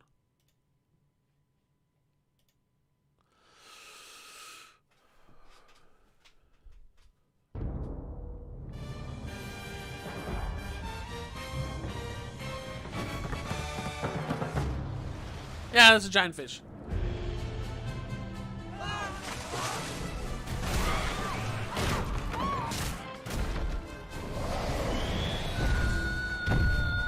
What?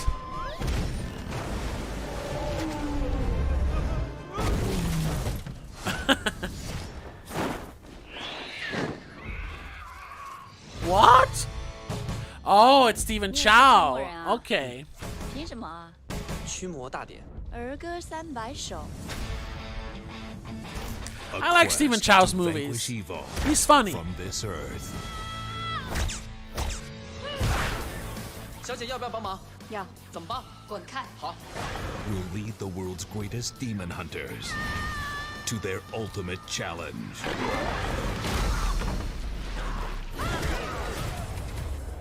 A bona fide masterpiece.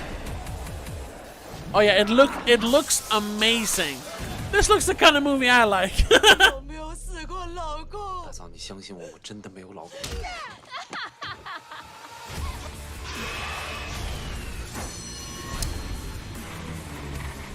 Whoa!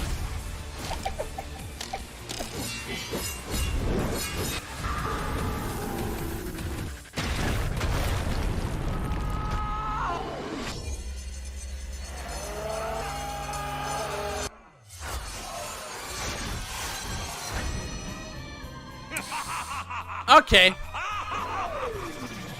Oh, his leg. Oh! Oh, I've seen that scene.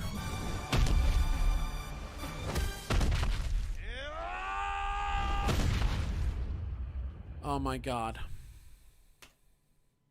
Yes. That is definitely, I'm definitely checking that one out. Alright. I'm gonna humor you, Janorskov. We're watching Paw Patrol the movie, the trailer, of course. And after that, I think we're gonna wrap up the stream. So, you chose this, man. Paw Patrol the movie. Ooh, it's from this year. Oh, it's a new one. Okay. Let's watch it. Paw Patrol is on a roll. It starts now? When all hope seems lost. When heroes are needed more than ever. Oh no. Our fate is in their paws. A dog? Actually, sir, I'm a puppy. That's even worse. You're in shock, so I'm not going to take that personally. This summer, Another perfect rescue. the worldwide phenomenon will be unleashed on the big screen. Paw Patrol, what's your emergency? My name is Liberty. We need your help. Humdinger, he's going to destroy Adventure City. Come on, Pops. Adventure City's in trouble. Welcome to our new headquarters. This is so cool. There's even a new and improved pup treat dispenser. Whoa. What? It's a Of beautiful course, the thing. fat one sings. No dog. Are you happy, Janorska? He's more of a cat person. Ladies and gentlemen. Cat and most person? importantly, Fuck that influencers guy. With over 10,000 followers. Time to Fuck cat people. Sorry if I'm offending anyone, but fuck cats. People, let's get to work. Paw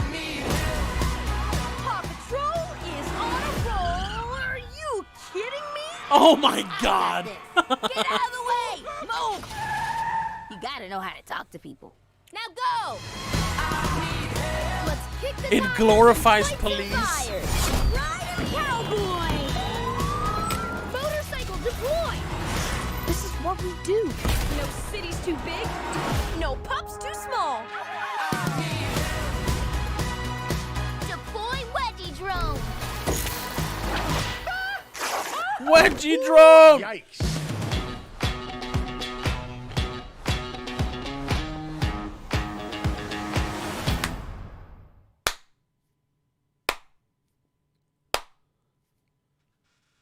That's amazing. Oh my god. People really said, oh, they shouldn't glorify the police. I find it really, really strange. Let me get slightly political. It's a bad way to end the stream, to end it on a downer. But I gotta say, I find it really strange that, yes, we saw some really abhorrent behavior from police force in America, but in the world in general during 2020. And that was just that. This has been going on for a long time, you know. Police brutality, systematic oppression. It is a thing. But to just blatantly dismiss all of the police force of the world because of it, it doesn't seem fair. And ultimately, they do serve a purpose. Like, people say we should abolish the police, but like, who's gonna deal with like when people get robbed, when people when the domestic disturbances? Like, are you gonna send social workers to deal with a 200-pound drunk man who's beating up his wife? No, you need a police officer to do that. Are they all good? No, but they're not all bad. I don't like the whole abolish the police. I don't like it at all. And this is a kids movie. Saying that it glorifies the police? No, they just picked, police dogs and fire rescue dogs because that's what kids think of when they think of, everyday heroes. It's a movie about everyday heroes. That's what firemen, police officers. That's what they're supposed to be. And yeah, it's Paw Patrol. It's a movie for like 5-year-olds. I don't think you're going to convert 5-year-olds over to the Blue Lives Matter movement, Don't worry. You're right, Laura. It's Paw Patrol. Come on, people. But that's going to have to be it. Sorry for getting a little political in the end. But it was really fun to hang out. We got some new people here, Janorskov. I hope you enjoyed the stream. Maybe next time you'll get to see us actually play some video games. I'm sorry you showed up just as we stopped playing video games. But you're always welcome back. I'm going to try to stream more often whenever I have time. But also check out my other, movie-related stuff, my videos and stuff. I really think, you'll enjoy it if you like movies. So thank you all for hanging out. Thank you so much to Laura Kinney for hanging out. Laura Kinney, one of the privileged few patrons of this channel. And if you enjoy this channel, just like Laura does, you should check out the Patreon. And if you feel like you have the funds to do it, you should subscribe to our Patreon. For just $3 a month, you get exclusive podcasts, previews of videos, you get commentary tracks. There's so much stuff. But even just $1 a month is a great contribution to this channel. So check that out if you want to. But also, if you just want to hang out with us when we stream, it's a lot of fun to just talk to you. So, Laura Janorskov, I'll see you in the next one. Thank you so much for hanging out. Bye-bye.